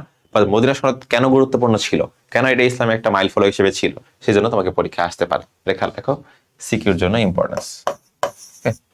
তারপরে বলছে হযরত মুহাম্মদ সাল্লাল্লাহু আলাইহি ওয়াসাল্লাম হবেন প্রজাতন্ত্রের প্রধান এবং সর্বোচ্চ বিচারকের কর্তা, এটা বলা হয়েছিল। আচ্ছা, আর অনেক পয়েন্ট দেওয়া হয়েছিল এর মধ্যে। এই মদিনা সনদ হচ্ছে মানব ইতিহাসে সর্বপ্রথম লিখিত সংবিধান, খেয়াল রাখতে হবে। একদম ফার্স্ট লিখিত সংবিধান কোনটা একদম পুরো পৃথিবীতে, সেটা হচ্ছে এই মদিনা সনদ। সো এটা ভেরি ইম্পর্টেন্ট, একটা মাইল ফলক, এটা ওয়ান অফ দ্য ইম্পর্টেন্ট, ঠিক আছে? বুঝছেন? মহানবী সাল্লাল্লাহু আলাইহি সাল্লামের মক্কা বিজয় আর বিদায় হজ। কবে মক্কা বিজয় হয়? ষষ্ঠ হিজরিতে, মানে হিজরি করেছিল সে 622 খ্রিস্টাব্দে, হিজরি করেছিলেন 622 খ্রিস্টাব্দে। তার 6 বছর পরে, ষষ্ঠ হিজরি মানে হিজরত করার 6 বছর পরে হচ্ছে কি হয়েছিল, হুদায়বিয়ার সন্ধি হয়েছিল। তো এটা খেয়াল রাখতে হবে, 622 প্লাস 6, 628 খ্রিস্টাব্দে হচ্ছে হুদায়বিয়ার সন্ধি হয়েছিল। আর 630 খ্রিস্টাব্দে মানে তার ঠিক 2 বছর পরে 10,000 মুসলিম নিয়ে মক্কা অভিমুখে অভিযান করেন, এবং এটা কি করেন, তিনি হচ্ছে বিনা রক্তপাতে মক্কা বিজয় করেন। ঠিক আছে? তারপরে হচ্ছে গিয়ে তিনি হচ্ছে, সবাই হচ্ছে আশা করেছিল যে হচ্ছে যারা কাফির ছিল, তারা যারা মহানবী সাল্লাল্লাহু আলাইহি ওয়াসাল্লামকে হত্যা করার চেষ্টা করেছিল, তিনি হয়তো সবাইকে হচ্ছে মৃত্যুদণ্ড দিয়ে হচ্ছে দণ্ডিত করবেন। বাট মহানবী সাল্লাল্লাহু আলাইহি ওয়াসাল্লাম হচ্ছে আমাদের ক্ষমার প্রতীক। তিনি কি করলেন, তিনি হচ্ছে সবাইকে সাধারণ ক্ষমা করে দিলেন। বলছে আজ তোমাদের প্রতি আমার কোনো অভিযোগ নেই, যাও তোমরা মুক্ত স্বাধীন। এর মহানবী সাল্লাল্লাহু আলাইহি ওয়াসাল্লাম বলেছেন, যার মাধ্যমে কাফিরদের হচ্ছে কোনো মৃত্যুদণ্ডে দণ্ডিত হয়নি, তারা নিজের অবাক হয়ে গিয়েছিল, এবং সেখানেই তৎক্ষণাৎ অনেকেই তারপরে ইসলাম গ্রহণ করেছিল। ঠিক আছে? বিদায় হজের ভাষণ।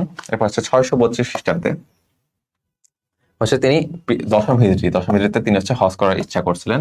দশম হিজরি অর্থাৎ 632 খ্রিস্টাব্দে, দেখছো 622-এ তিনি হিজরত করেছিলেন, তাদের 10 বছর পর 632 খ্রিস্টাব্দে তিনি কি করলেন, যে বিদায় হজ করলেন। ঠিক আছে? এটা কোথায় করছেন? জুল হুলাইফা নামক স্থানে এসে তিনি ইহরাম বেঁধে বাইতুলের উদ্দেশ্যে রওনা হন। জিলহজ মাসের 9 তারিখে আরাফাতের ময়দানে তিনি যান। ঠিক আছে?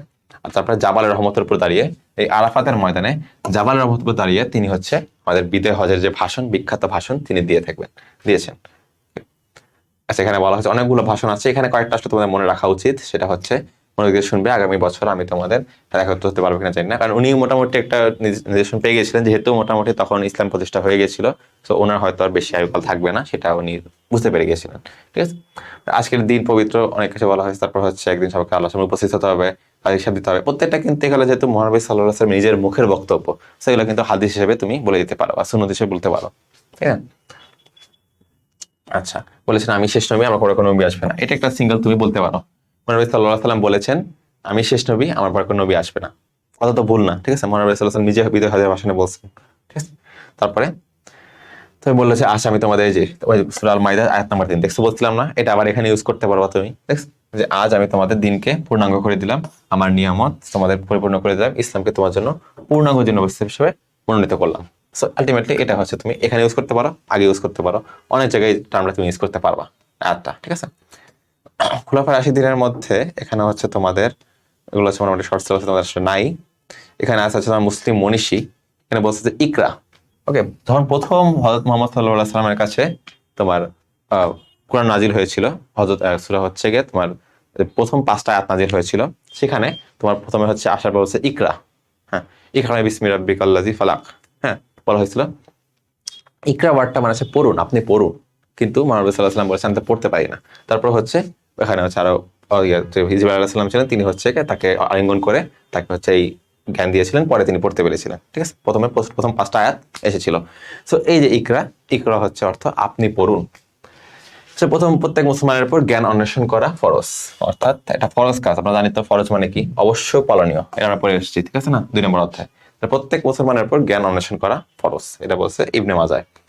এরপর আছে তিনি আরো মক্কা হচ্ছে দারুল আরকাম নামে একটা শিক্ষা প্রতিষ্ঠান করেছেন, তার মাধ্যমে তিনি এই যে তিনি তো জ্ঞানের আলো ছড়া দিতে চেয়েছিলেন, তাই তিনি দারুল আরকাম নামে একটা শিক্ষা প্রতিষ্ঠান গড়ে তুলছিলেন। যেখানে মদিনায় হিজরতের পর মসজিদে পাওয়া যায় 70 জন শিক্ষার্থী সমন্বয়ে সুফাহ নামে একটা শিক্ষায়তন গড়ে তুলছিলেন। আলটিমেটলি এই যে আমাদের জ্ঞান বিকর্ষণ, জ্ঞান হচ্ছে সবাইকে বিলে দেওয়ার জন্য মহানবী সাল্লাল্লাহু আলাইহি ওয়াসাল্লাম অনেক এফোর্ট নিয়েছিলেন। সেগুলোর মধ্যে একটা হচ্ছে তিনি বলেছেন প্রত্যেক মুসলমানের উপর জ্ঞান অন্বেষণ করা ফরজ। দারুল আরকাম নামে একটা শিক্ষা প্রতিষ্ঠান মক্কায়, আর মদিনায় হচ্ছে তোমার কি ছিল, সুফা। ওকে, এগুলো মনে রাখতে হবে। এগুলো এমসিকিউ আসবে, সিকিউর জন্য জাস্ট রিডিং পড়তে পারো যে হচ্ছে মুসলিম মনীষীদের। আচ্ছা, এমসিকিউর জন্য মানে এমসিকিউর জন্য পড়াটাই হচ্ছে মেইন এখানে। ঠিক আছে? ইমাম বুখারী, এগুলো থেকে সিকিউ আসতে পারে, সব ইমাম বুখারী টপিক থেকে সিকিউ আসতে পারে। একটা সেম ওনার স্টোরিটা তুমি পড়বা, দেখবো হচ্ছে তো ওনার সাথে একটা মিলিয়ে একটা কাল্পনিক চরিত্র দেওয়া হবে, বলবে যে কি মিল পাচ্ছ বা হচ্ছে কি রকম আসলে ওনার জীবন থেকে তুমি কি শিক্ষা নিলে, এগুলো বলবে। তো এগুলো একটু পড়তে হবে। ওকে, তো ইমাম বুখারী রাহমাতুল্লাহ আলাইহি এর হচ্ছে নাম মুহাম্মদ, ওর নাম হচ্ছে আবু আব্দুল্লাহ, পিতার নাম ইসমাইল, দাদার নাম হচ্ছে ইব্রাহিম। আর উপাধি দেওয়া হয়েছে আমিরুল মুমিনিন ফিল হাদিস, অর্থাৎ আমিরুল মুমিনিন মানে কি, মুমিনদের নেতা। আমিরুল মানে নেতা, মুমিন মানে মুমিনদের। আমিরুল মুমিনিন মুমিনদের নেতা, হাদিসের মানে হাদিস বর্ণনায় মুমিনদের নেতা। মানে উনি তো নিজে কোনো কিন্তু কি ছিলেন না, উনি কিন্তু নিজে কোনো মুসলমানদের নেতা পার্টিপক্ষে ছিলেন না, অর্থাৎ উনি কিন্তু খিলাফায় আসেন বা কোনো খলিফা ছিলেন না। কিন্তু উনি যতগুলো হাদিস লেখক আছেন, হ্যাঁ, মানে বুখারী শরীফ আছেন, মুসলিম শরীফ, তিরমিজি, হ্যাঁ, ইবনে মাজাহ, অনেকগুলো রয়েছে। তার মধ্যে সবচেয়ে বেশি প্রমিনেন্ট, সবচেয়ে বেশি মানে শুদ্ধ হাদিস পাওয়া গেছে কার পক্ষ থেকে? বুখারী শরীফের। এজন্য এই ইমাম বুখারীকে বলা হয় আমিরুল মুমিনিন ফিল হাদিস। ওকে, আর তিনি মায়ের স্নেহ ভালোবাসে বড় হন। আচ্ছা, ভালো কথা। এরপর হচ্ছে জ্ঞান অর্জন করেন। তিনি হচ্ছে খুবই আগ্রহ ছিলেন, প্রতি মেধার অধিকারী ছিলেন। 6 বছরে তিনি কোরআন হচ্ছে হিফজ করেন, অর্থাৎ পুরো কোরআন মুখস্থ করেন 6 বছর বয়সে। আর 10 বছর বয়স থেকে তিনি হাফিজ মুখস্থ করা শুরু করেন। ঠিক আছে, 6 বছরে কোরআন, 10 বছরে হাদিস, খেয়াল রাখো, এমন রাখতে হবে। এরপরে তিনি প্রায় 6 লক্ষ হাদিস হচ্ছে পরীক্ষা নিরীক্ষা করে 7200 মানে 7275 7275টি তিনি হাদিস বুখারী শরীফে লিপিবদ্ধ করেছেন। মানে 6 লক্ষ হাদিস, 7275টা হচ্ছে আলটিমেটলি এখানে জায়গা পেয়েছে। ঠিক আছে, এটা বলা যায় সবচেয়ে বেশি। বুখারা ত্যাগের কথা বলে স্মৃতিশক্তি অনেক বেশি ছিল। এরপরে তাকে শ্রেষ্ঠ হাদিস বিশারদ হিসাবে স্বীকৃতি দেওয়া হয়েছে। আচ্ছা, এই বুখারা ত্যাগটা না, স্মৃতিশক্তি আর হচ্ছে বুখারী শরীফ সংকলন, জ্ঞানার্জন, এই টপিকগুলো, এই 3টা টপিক তুমি একটু পড়বা। ছোট, বেশি তো না, 1 পেজও হবে না, এগুলো একটু পড়বা, কারণ এখান থেকে কম্পেয়ার করতে সিকিউ আসতে পারে। ইমাম আবু হানিফা, উনি হচ্ছে ফিকাহ শাস্ত্রের জনক। উনি হচ্ছে কুফা নগরীতে জন্মগ্রহণ করেছেন, ইরাকের কুফা নগরীতে। আর ওনার উপাধি হচ্ছে ইমাম আজম বা বড় ইমাম। ওকে, আর পিতার নাম ছিলেন হচ্ছে সাবিত, আর তিনি একজন তাবেঈ ছিলেন। তাবেঈ মানে হচ্ছে যারা মানে মহানবী সাল্লাল্লাহু আলাইহি সাল্লামকে দেখেননি, বাট তাদের সাহাবীদের সাথে থেকেছেন। ঠিক আছে, তারপর তাবেঈ। জ্ঞান সাধনা নিয়ে তুমি হচ্ছে কি এখান থেকে সিকিউ একটু ওইসেম থাকতে পারে। ফিকাহ শাস্ত্র অবদান এখান থেকে কিছু থাকতে পারে। তো তিনি হচ্ছে প্রায় 40 জন ছাত্র নিয়ে একটা ফিকাহ সম্পাদনা বোর্ড হচ্ছে গঠন করেছিলেন, যার মাধ্যমে তিনি হচ্ছে এই ফিকাহ শাস্ত্রটা পৃথিবীতে ছড়িয়ে দেওয়ার ট্রাই করেছিলেন। ঠিক আছে, 83,000 মাসালা বা সমাধান লিপিবদ্ধ করা হয়। তিনি হচ্ছে হানাফি মাযহাবের প্রতিষ্ঠাতা। অনেকে হানাফি মাযহাবটা ফলো করে থাকে, সেই হানাফি মাযহাবের প্রতিষ্ঠাতাকে হচ্ছে ইমাম আবু হানিফা। ওকে, হাদিস শাস্ত্রে অবদান, তিনি হচ্ছে মুসনাদে ইমাম আবু হানিফা নামে একটা গ্রন্থ সংকলন করেছিলেন, যেখানে 500টা হাদিস আছে। এটা রাখতে পারো। ওকে, আচ্ছা, গুণাবলী এখান থেকে সিকিউ আসতে পারে, এটা মনে রাখো, এখান থেকে সিকিউ আসার চান্স আছে এখানে। আচ্ছা, আর হচ্ছে বিচারকের দায়িত্ব পালন অনীহা। তো তাকে হচ্ছে প্রধান বিচারপতির দায়িত্ব দেওয়া হয়েছিল, বাট তিনি সেটা গ্রহণ করেননি, তাকে যেন জেলখানায় আবদ্ধ করে রাখা হয়েছিল। হ্যাঁ, এটা। আর খলিফার নির্দেশে প্রয়োগকৃত বিষকে তিনি ইন্তেকাল করেন। আচ্ছা, তো কথা হচ্ছে তিনি তার আলটিমেটলি তার খলিফা যেহেতু সে কথা শুনেনি, তাকে এই জন্য আলটিমেটলি তাকে ইন্তেকাল করতে হয়েছে বিষ প্রয়োগের মাধ্যমে। তো এই হচ্ছে আবু হানিফা। ইমাম গাজ্জালি, এটা হচ্ছে তোমাদের সিলেবাসে নেই।